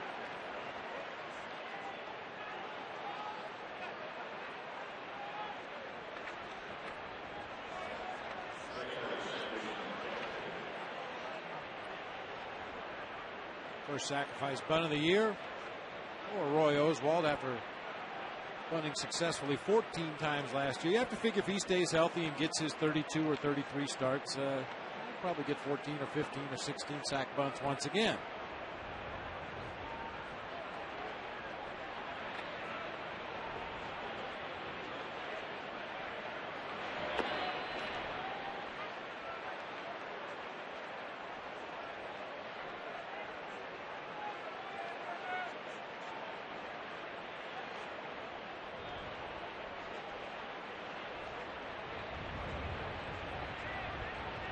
Justin's 0-1 pitch is low and inside. Samardzija up in the Cubs pen.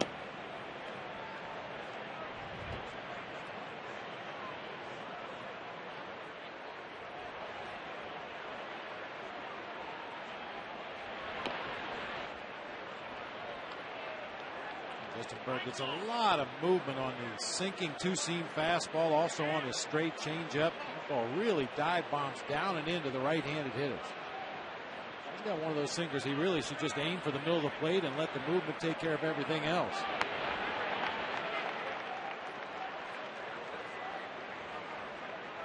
Good day if you're in the shade, especially to bring an extra blanket. Or two. Or 2 or 3, yeah.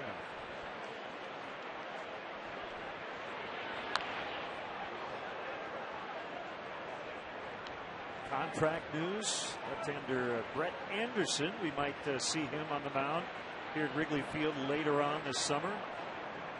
Just signed a 4-year contract. He's only 22 years old. The Oakland A's have pretty exciting young starting pitchers. Came over in the Dan Herron deal with the Diamondbacks back in December of '07. Fontenot can't get it. Tols on his way to the plate, and Bird will not even make a throw there. Well, Keppinger knocks in Tols to make it 4-0. Perfectly placed by Keppinger. You know, and it's funny, depending on situation, how you would much rather face a guy like Carlos Lee than a hitter like Jeff Keppinger in a certain situation. Keppinger's not going to strike out. He's going to shorten up his swing, widen out his stance, and just concentrate on getting the bat on the ball, putting it in play, even though it was just a little looper into center field. It results in an RBI base hit.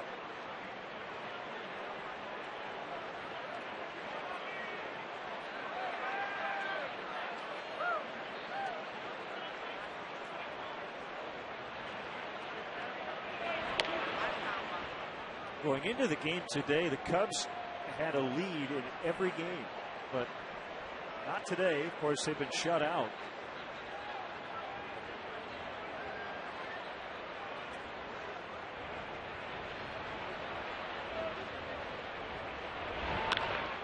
Michaels high in the air to center.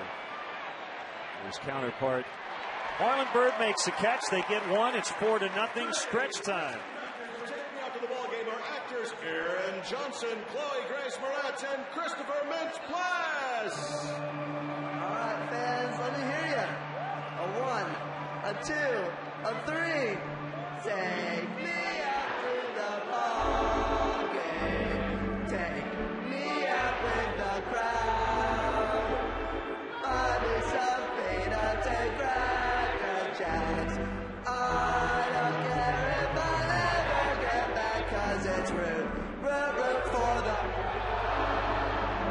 If they don't win, it's a shame. 'Cause it's 1, 2, 3 strikes, you're out at the at the ball, at the game.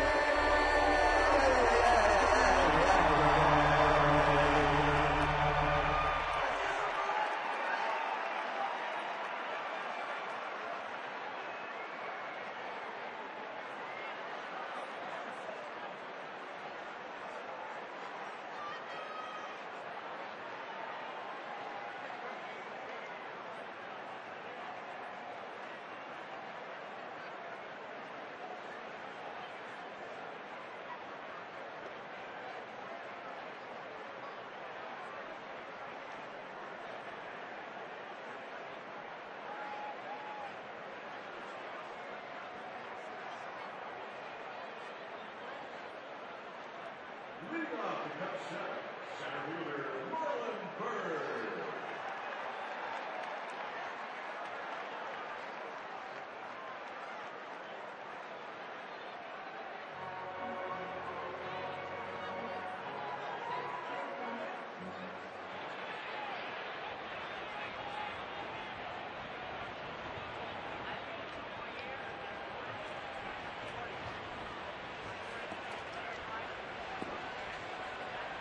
We're back here in the bottom of the 7th. Marlon Byrd batting against Roy Oswalt. Christopher Mintz-Plasse is with us. Hey, sir. Hello, everybody. Sir, you can call me Len. Hey, Lenny. Lenny. I like that. I like that. You probably get stopped all the time when they say, McLovin, what's up? Yeah, I'm actually hearing a few down there. Give some waves. It's always exciting. Very much so. I'm decked out in Cubs. Is this your first time here? Yeah, first time, and I got to walk out on the field. It was really exciting. What is it that you heard about Wrigley, and is there anything well, it's you historic. noticed? It's one of the oldest stadiums in baseball history. Am I right? You are right. Yeah. The second oldest currently in baseball. That's amazing. I just want the Cubs to get some runs here. I'm a little bummed out that the first game I get to come to, they're not scoring. Still some time to go. Wait, there's a hit right here. Oh. Pencil. Oh, all right. I tried.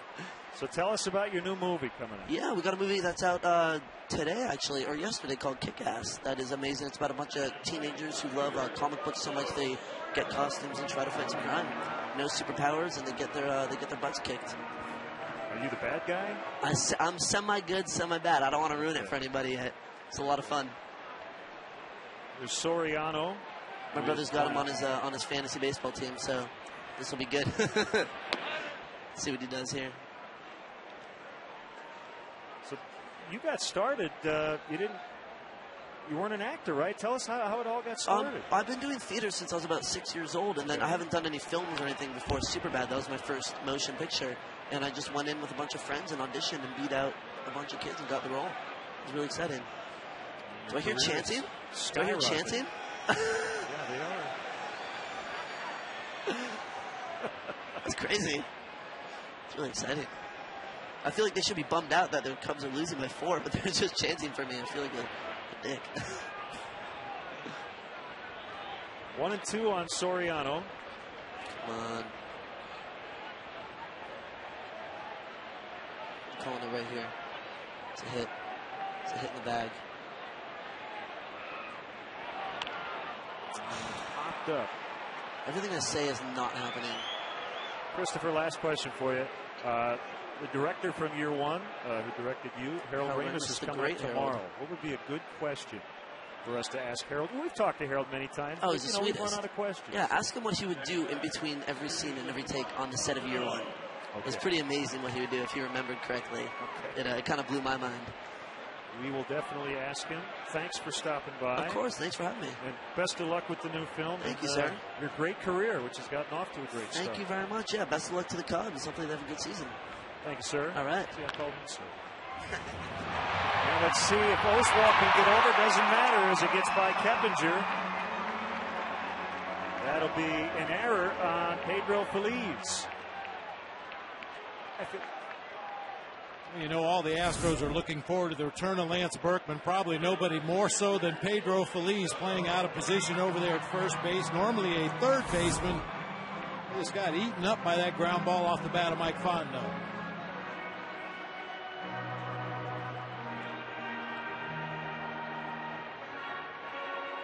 So now, Bob, when you run into him, you know his name's Christopher, not McLovin.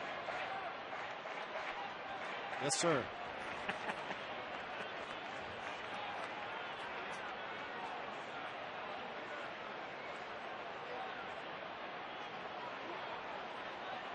Soto with 2 outs and a man on. The Cubs are down by 4. Drifts inside.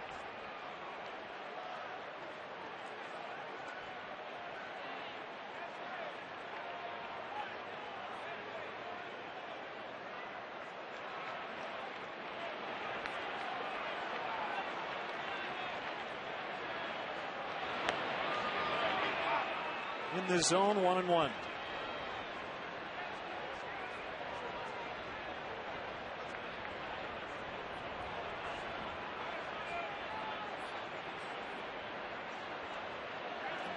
Ginormous hole on the right side of the infield for Giovanni Soto to shoot for. Should he get something on the outside part of the plate, which is where Tols is set up.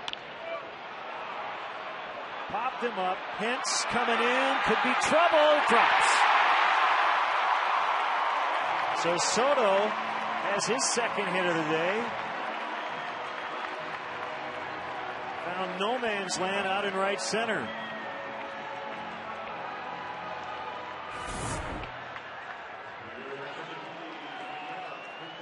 Well, the Cubs aren't the only defenders occasionally playing too deep in the outfield. Gio got jammed by that fastball that was intended to be away.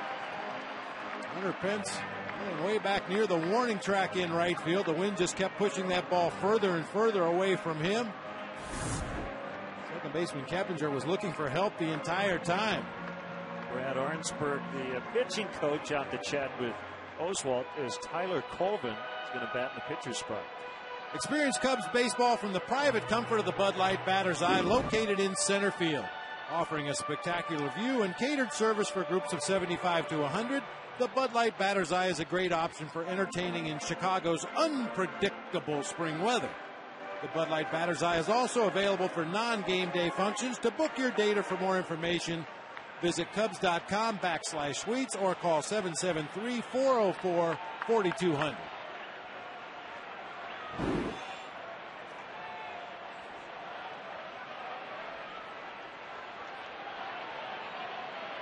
In the batter's eye, watching and hoping Tyler Colvin would knock in the Cubs' first run. Hasn't been a thing of beauty here in the 7th, but they created a 2-out rally, an error, and a blue base hit.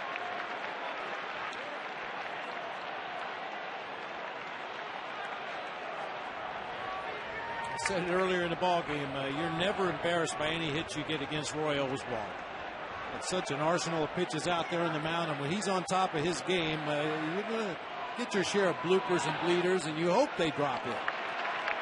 2-0. Now you just hope to get a mistake pitch that Tyler Colvin can square up, maybe find a gap, get the Cubs on the board here. Big seventh yesterday turned a 2-1 deficit into a 7-2 win. A little more work to do today, down 4.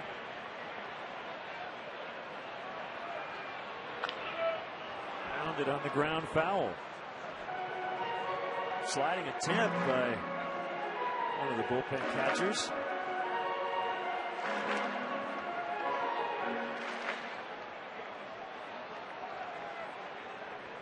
Right at the century mark in pitches in this ball game.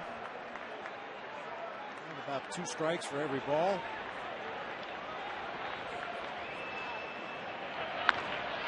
Golf deep to center, but again the wind helping the pitchers.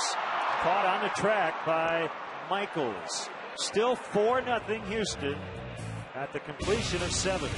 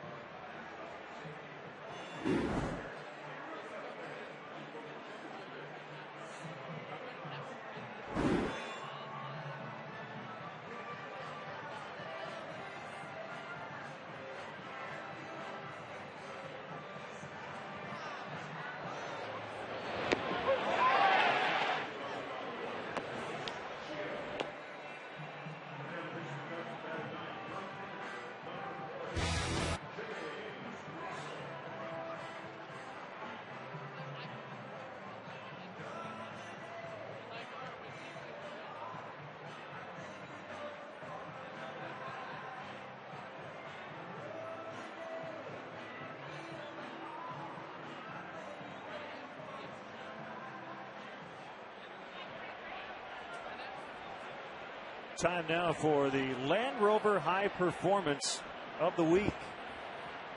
One of the new Cubs, Carlos Silva, has been very good through 2 starts. Hasn't walked anybody. And yesterday got his first win as a member of the Cubs. 7-2 over Houston. 2 unearned runs over 7 innings and came through with the bat too. Big RBI double to the gap in right center after Coy Hill had tripled ahead of him. The numbers in the game yesterday for Carlos Silva. Just totally in command. Had the good sinker working down low in the zone. Occasionally elevated a high fastball. Just dropped enough breaking balls in there to keep the Astros honest. Second good outing in a row for Carlos Silva. Left-hander James Russell here in the 8th. Off to a nice start.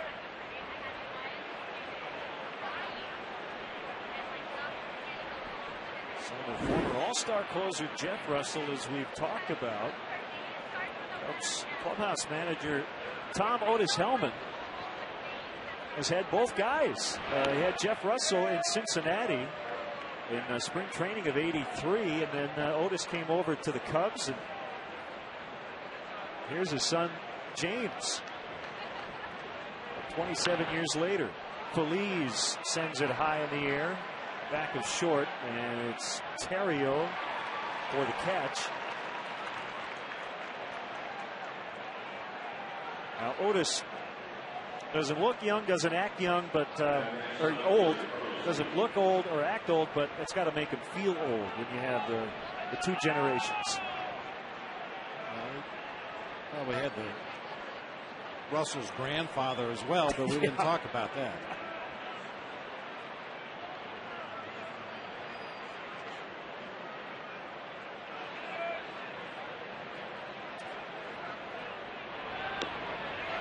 outside corner on Carlos Lee.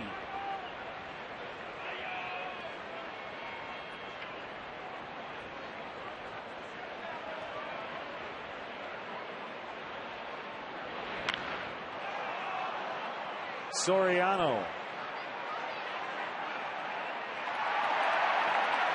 2 down.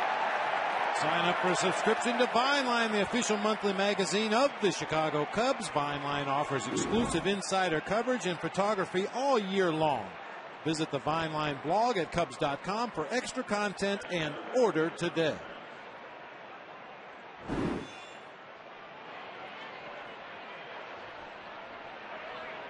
No hop that time on a routine fly ball to the warning track in left field. Hence hits it foul.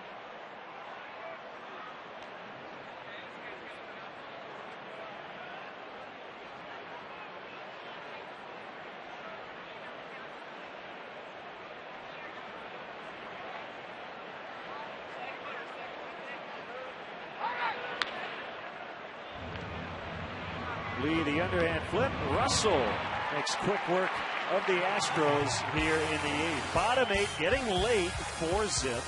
Houston.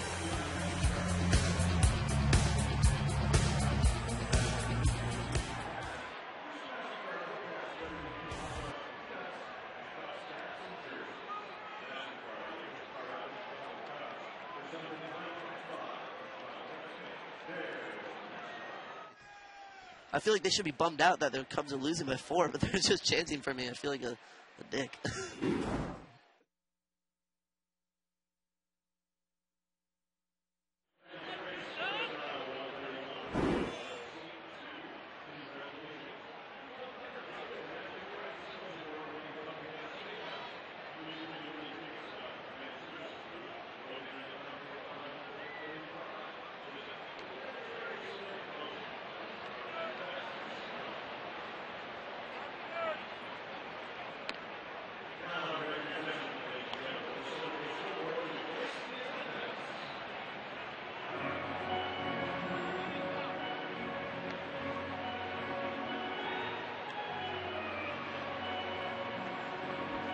Hello, studio.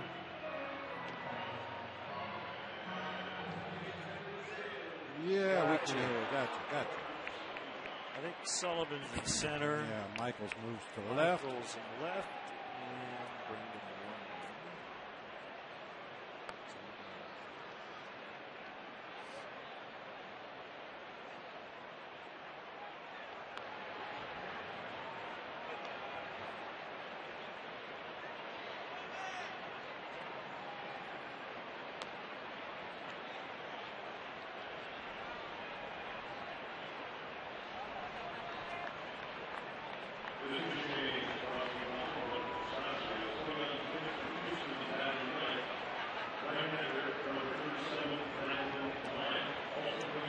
Look, the Cubs hoping they can rally late as the Astros improve their defense by moving Michaels to left and Corey Sullivan is put in center.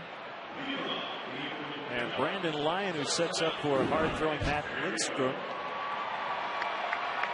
will pitch here in the 8th against the top of the Cubs order. Vintage Roy Oswalt today. Didn't walk anybody, 5 hits, 7 strong innings. But he's out of there now, and it's up to the Astros bullpen. A little extra pressure on this bullpen, considering they only have 1 win in their first 10 tries.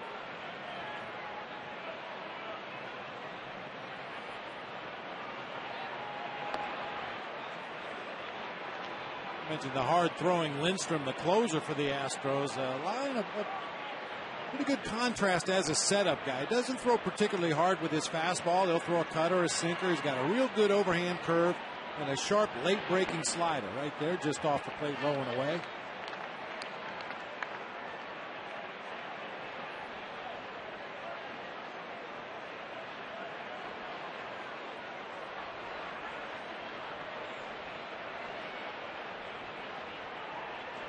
The 2-1 hit foul.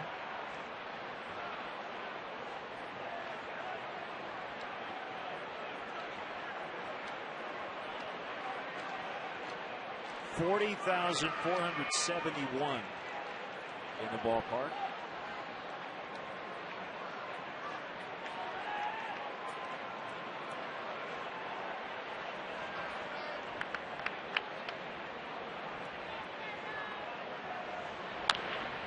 Ground ball is going to be fair. I'm hoping it hit the corner of the bag, but it never did. And Feliz throws him out. Traveling this season, take the Chicago Cubs with you. Subscribe to MLB.tv today to see every Cubs game live or on demand on your computer. Visit Cubs.com to order and get more details. MLB.tv, baseball everywhere.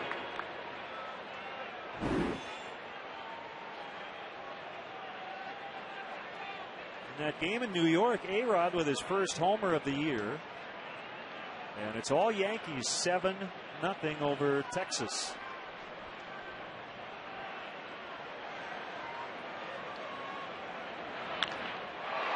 Base hit for Fukudome.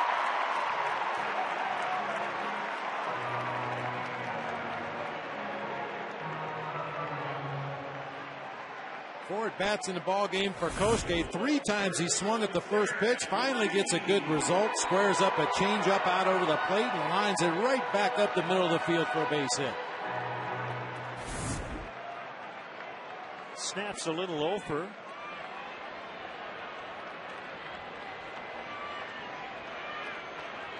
For his last 10 before that base hit. Derek with a hitting streak on the line at 7.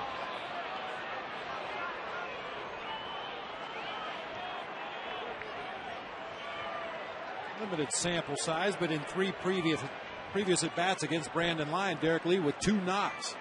Stay high.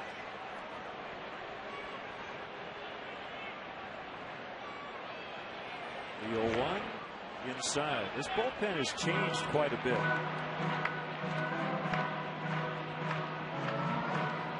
No Jose Valverde, no Troy Hawkins.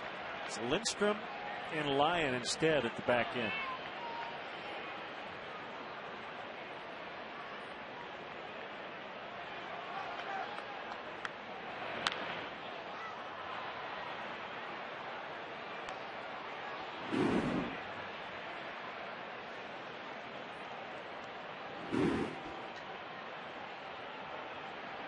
Fifth major league team for Lyon.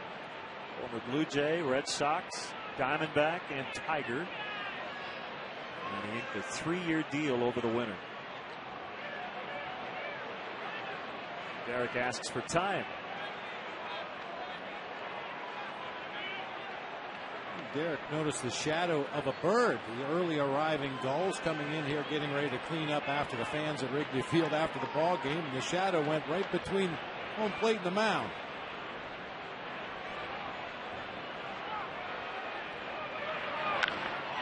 Well by Derek as he splits the gap out toward the 368. Fukudome on his way to third, where he'll be stopped by Mike Quaddy. It's a double. And an 8-game hitting streak for D. Lee. By far the Cubs' best scoring chance, 2 in scoring position, with only 1 out. Well, once again, well struck ball to the gap in left center. Got out there and short hopped the wall just to the left of the 368 mark. Astros got the ball back to the cutoff man quickly. Really no option for Mike Quaddy that time, trailing by 4 runs in the ball game. You got the middle of your lineup making their way to the plate. The best opportunity the Cubs have had today by far. First double for D. Lee at 36 in 09.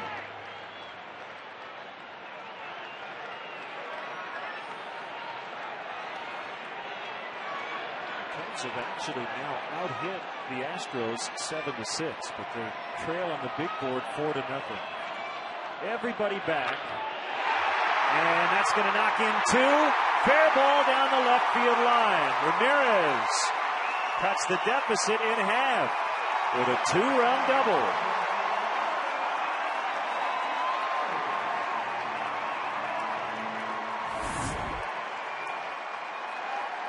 On a given day, Brandon Lyon is capable of spotting his pitches as well as anybody, but that time left a breaking ball up over the plate for Aramis. Hooks it down into that left field corner. Timely base hit for the Cubs. And the tying run all of a sudden comes to the plate.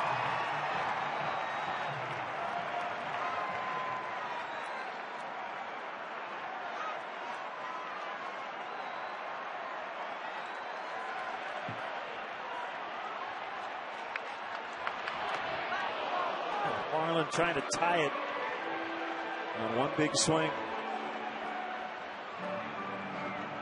Chris Sampson.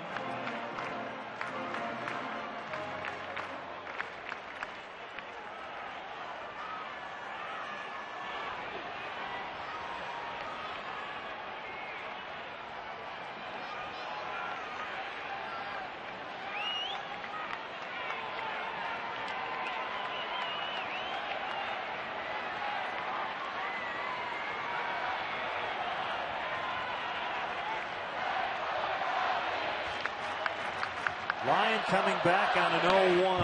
Now it's 0-2.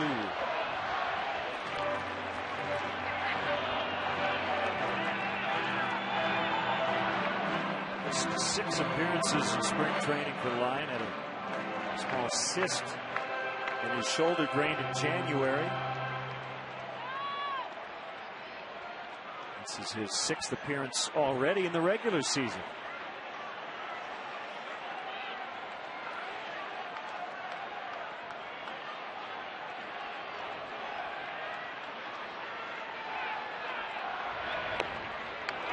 Just missed, 1-2.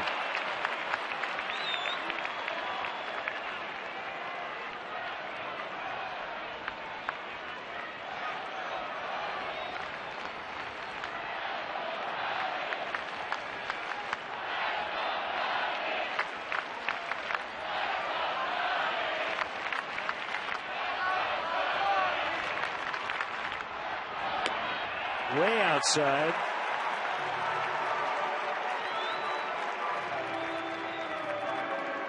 I might make some T-shirts and then sell them, or well, just give them to every manager in baseball. And on the front, it'll just say it's never easy. It's never easy. You look at Brad Mills.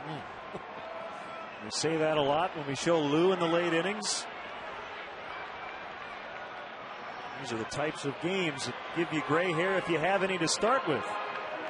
What was the question to Lou yesterday? What about your 8th inning in the bullpen? What do you do? He said, I pray. Well, I think Brad Mills is probably right there with Lou. And their own 8th inning issues here today. 2-2 on Marlon Byrd, and the pitch off the end of the bat.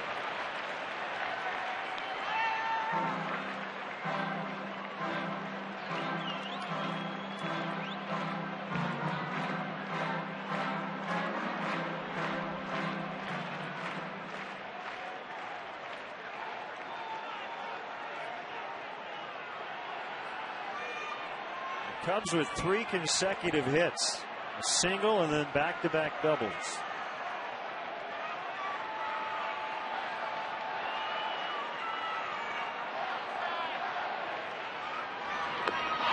And he struck him out swinging.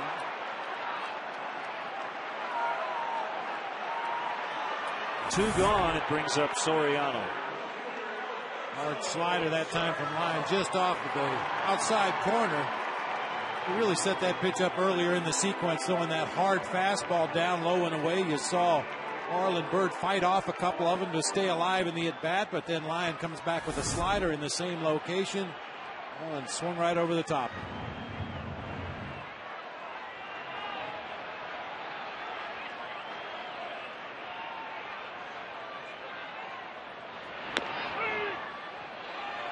Just outside on a fastball.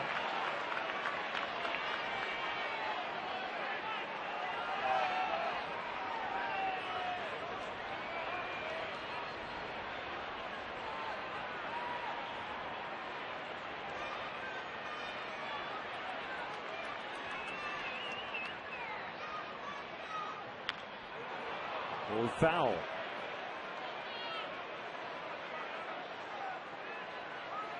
We'll wrap up the series in the homestand tomorrow, and then it's off to the road.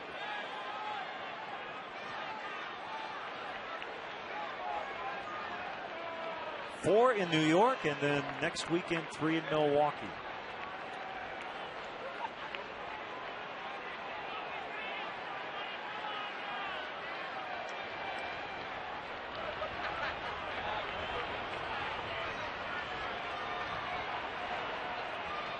Cubs are trying to come back today and make it already a winning homestand. To left, coming over is Michaels, can't catch it. Nice barehanded play, but not in time to get Soriano. Ramirez scores. It's 4-3. The tying run is in scoring position. They have plated 3 runs here in the 8th.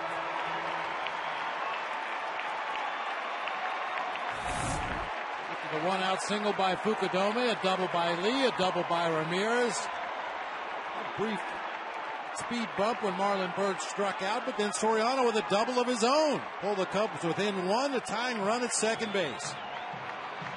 A pitching change. Sampson's going to relieve Lyon. Alexis pursuing perfection. Call to the pen. We'll be back.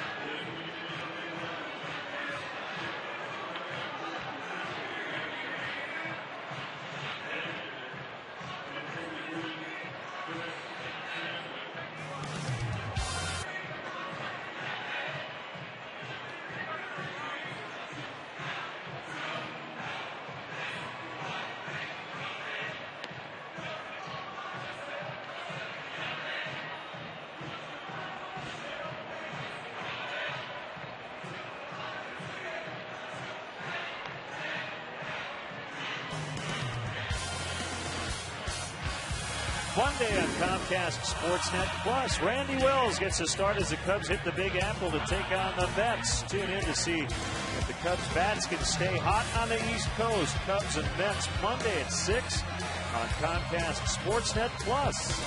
Fans' best friend. Another late inning rally. Cubs got 6 in the 7th yesterday. 3 here in the 8th today. The closer, Marmol, has joined Sean Marshall in case the Cubs take the lead.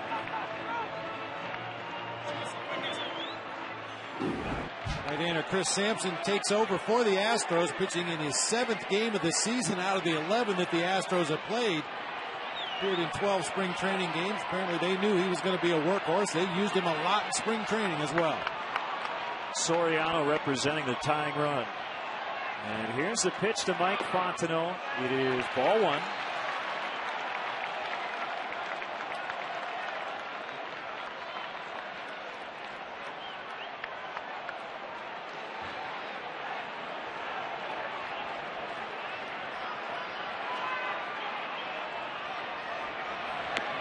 Couldn't hold up.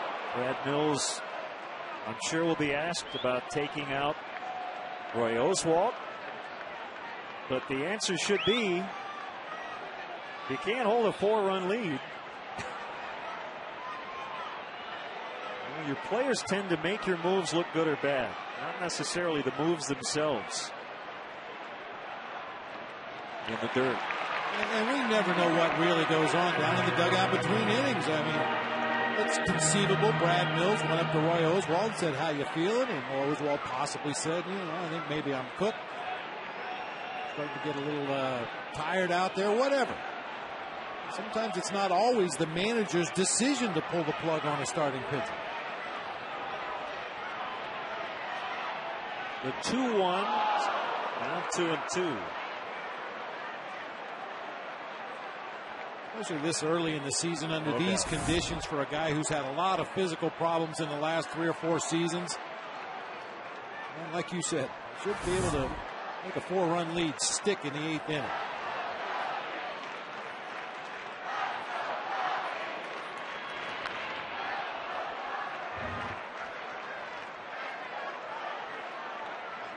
Well, it goes without saying. Well, the Cubs have had bullpen issues. They are not the only team in baseball.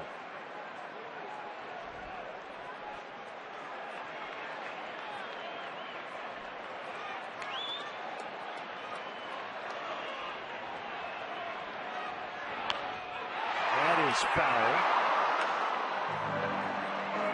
Well, and I'm sure occasionally there are exceptions, but I think of all the aspects of the team game, the bullpen is probably the last thing to settle itself. Sometimes you're unsure of roles down there. Maybe you know who your closer is, but you're not sure who your setup guy is. Maybe you like your closer and your setup guy, but you don't know who your left-handed specialist guy is going to be. But as you move forward in the season, those roles tend to sort themselves out. And for all teams, it's an adventure early in the season with that bullpen. I think the bottom line is it changes from year to year. It's so difficult to predict who's going to maintain his excellence and who might have a bad year. It changes so often.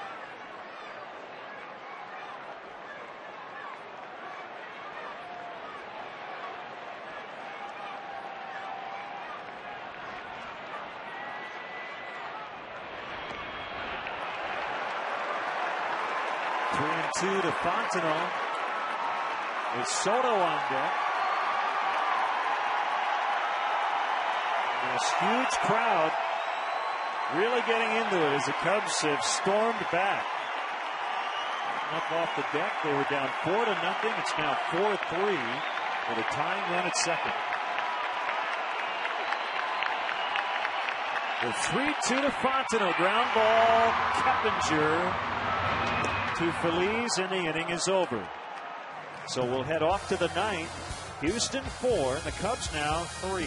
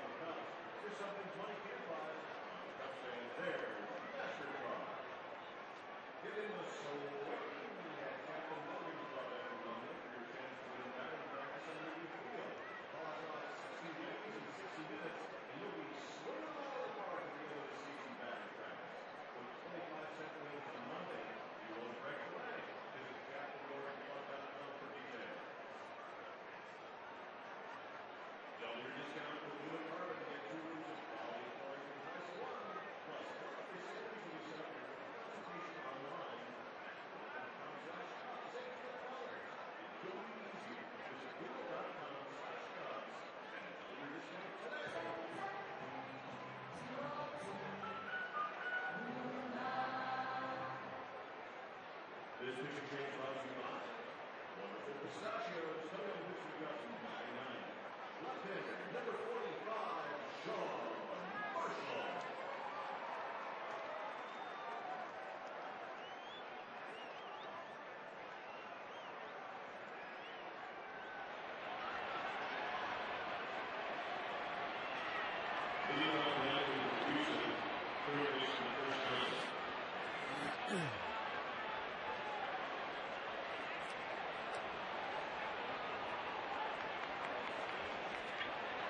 Their first Cubs game.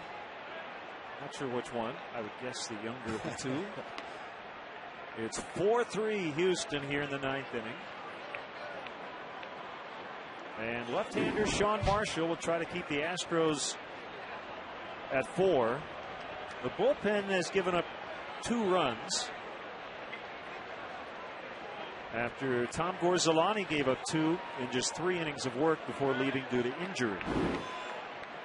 So 2 runs over 5 innings so far, allowed by 3 different pitchers. Although Russell went 1, 2, 3 in the 8th.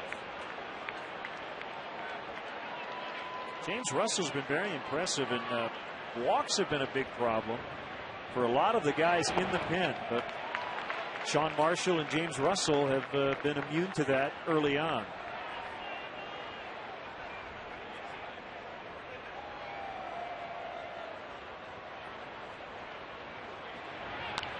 Fouled away by Chris Johnson. A ball and 2 strikes. Well, what's really been impressive for Marshall in the early going this season is his ability to command that big sweeping curveball and a much improved slider. A really good pitch that he's used on some of the right-handed hitters to try to get that ball down under their hands. There was the big curve that time for a swing and a miss. Well, must have got a piece of it. I bet.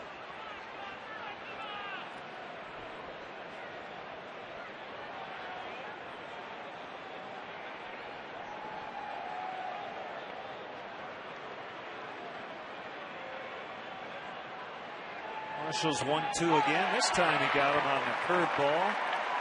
A swinging strike 3. Sean now with 12 strikeouts in under 6 innings. Boy, and he's going to continue to get strikeouts of righties and lefties as long as he's able to throw that pitch in this location. Man, what a nasty breaking ball. Check that. I was looking at Carlos Marmol's numbers. They're close in the stats alphabetically. 10 strikeouts in just over 6 innings. Still pretty impressive for Sean Marshall. 1 strike to Manzella.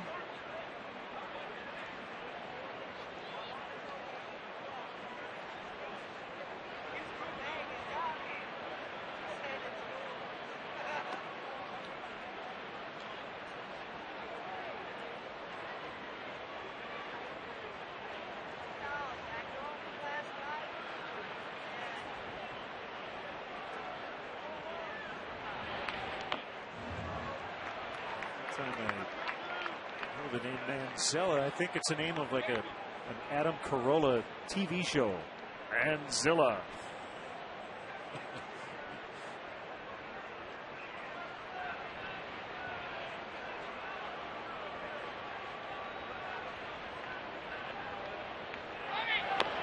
Swing and a miss, strike 3.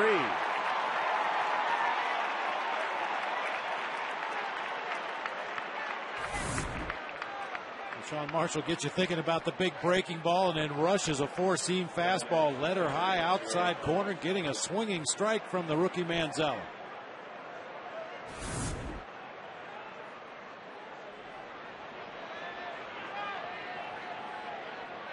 Big day for Tols. Single, a homer, and another single. He's knocked in 2 and has scored twice. He has scored half their runs.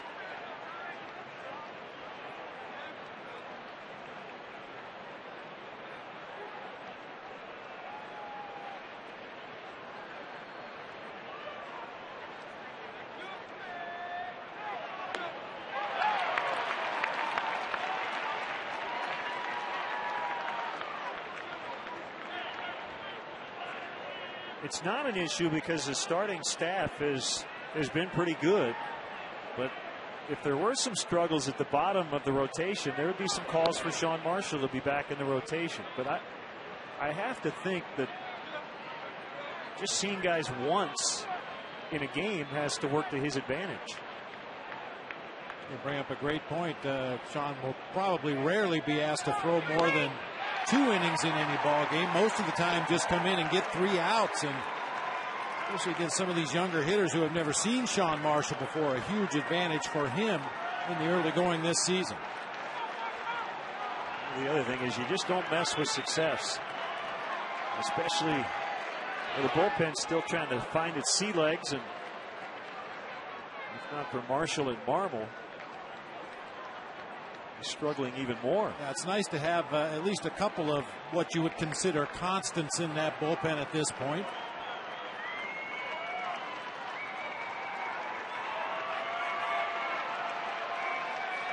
3-2 on the way, and Marshall strikes out the side, setting it up for the last of the ninth. The Cubs trail by 1.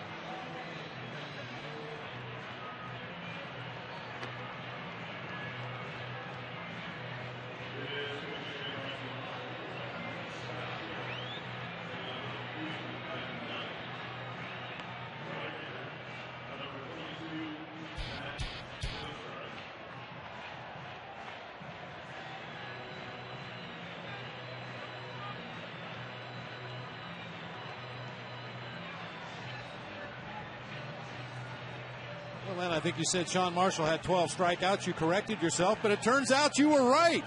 Sean Marshall comes in and very quickly, 1, 2, 3, records the only 3 strikeouts by Cubs pitchers in this game today, giving him 12 on the season. Really, really good stuff today. Only 3 strikeouts the Cubs staff has had here today. He'll be lifted for Xavier Nady, who will bat behind Giovanni Soto here in the ninth. They've got a fighting chance, trailing by a run against hard-throwing right-hander. I mean hard-throwing right-hander Matt Lindstrom, whose average fastball clocks in at over 96 miles an hour. That's the average. Everything's hard. Slider in the low to mid 80s. Everything works off that fastball as Soto takes it outside. 82 for 4 lifetime against the hard-throwing Matt Lindstrom. You see his numbers on the season. Former Florida Marlin. And the pitch. That is a strike at 95. Took a little something off it. 1 mile per hour. Better location.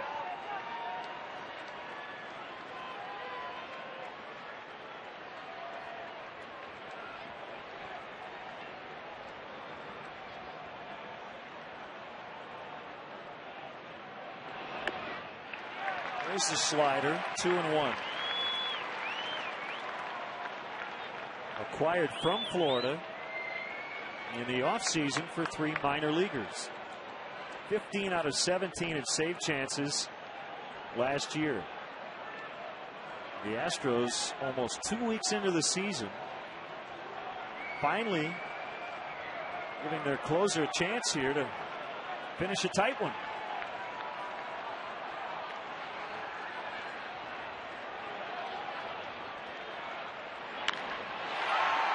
Almost hit Brian O'Nora, the third base umpire, Brian O'Nora's at third, and he had to get out of the way while making the call. Ball chased him right into foul territory, was hooking down that third baseline as he was trying to move into foul territory to get out of the way.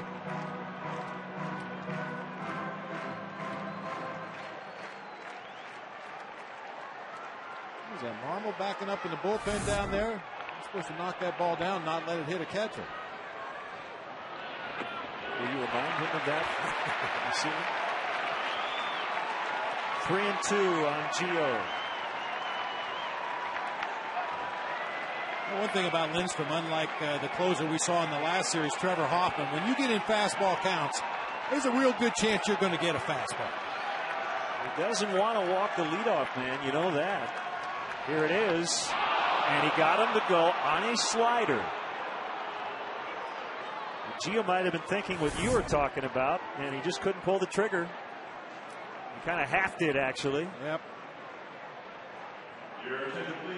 That's what that explosive mid to upper 90s fastball will do to any hitter. You're bound to get a fastball in a certain count. You start that bat just a little bit early and check on the breaking pitch.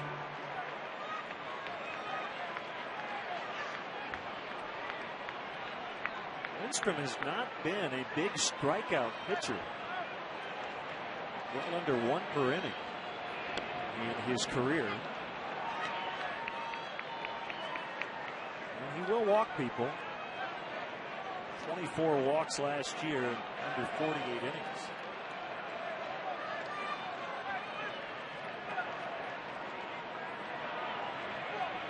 The 0-1 to Nady.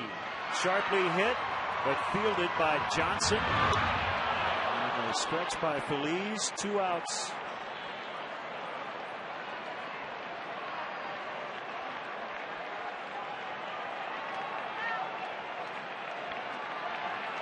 Last chance, it's Ryan Theriot.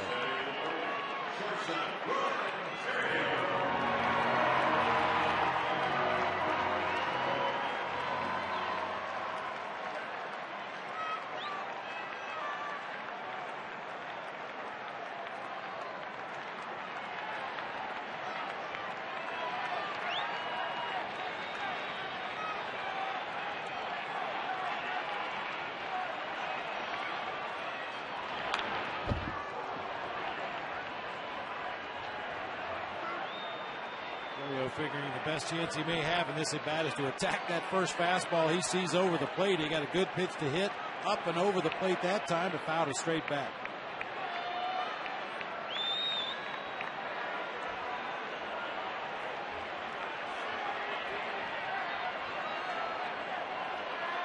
Birds are circling for an early dinner. It's kind of strange. I mean, we start at noon today. Normally a 1:20 start, we'd be in about the 4th inning. But they seem to know what inning it is.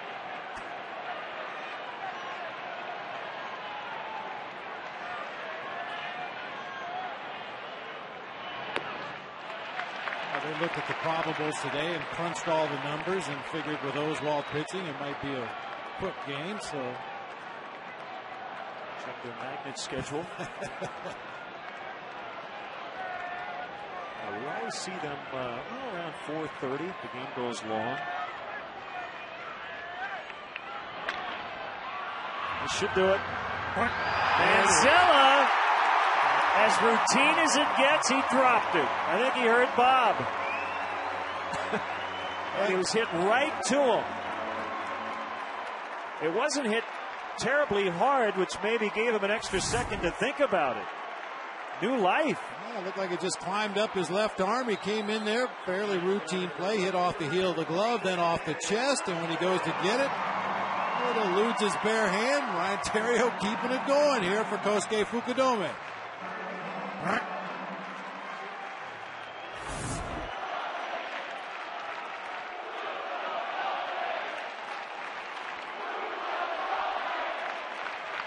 With nobody on, Lindstrom with a big leg kick. So we'll see if Theriot can get a good read on it. If he will consider running and get in scoring position.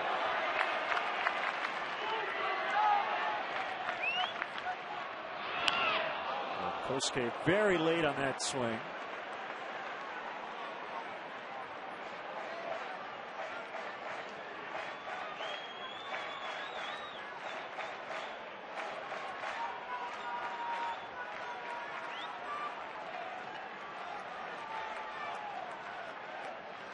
An error by Manzella, keeping the Cubs in it.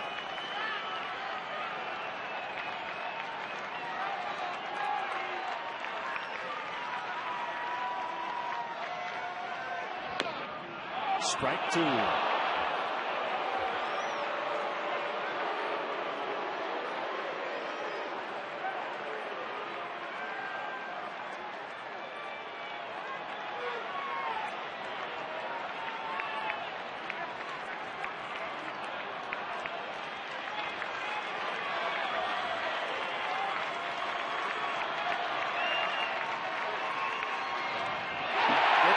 Ontario on his way to second on a very wild pitch by Lindstrom.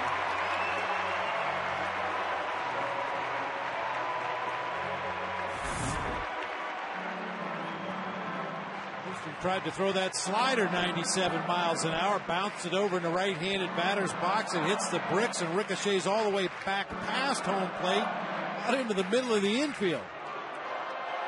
You see that ball coming back. Phil Cuzzy gets out of the way. It bounces all the way back to the pitcher, Lindstrom.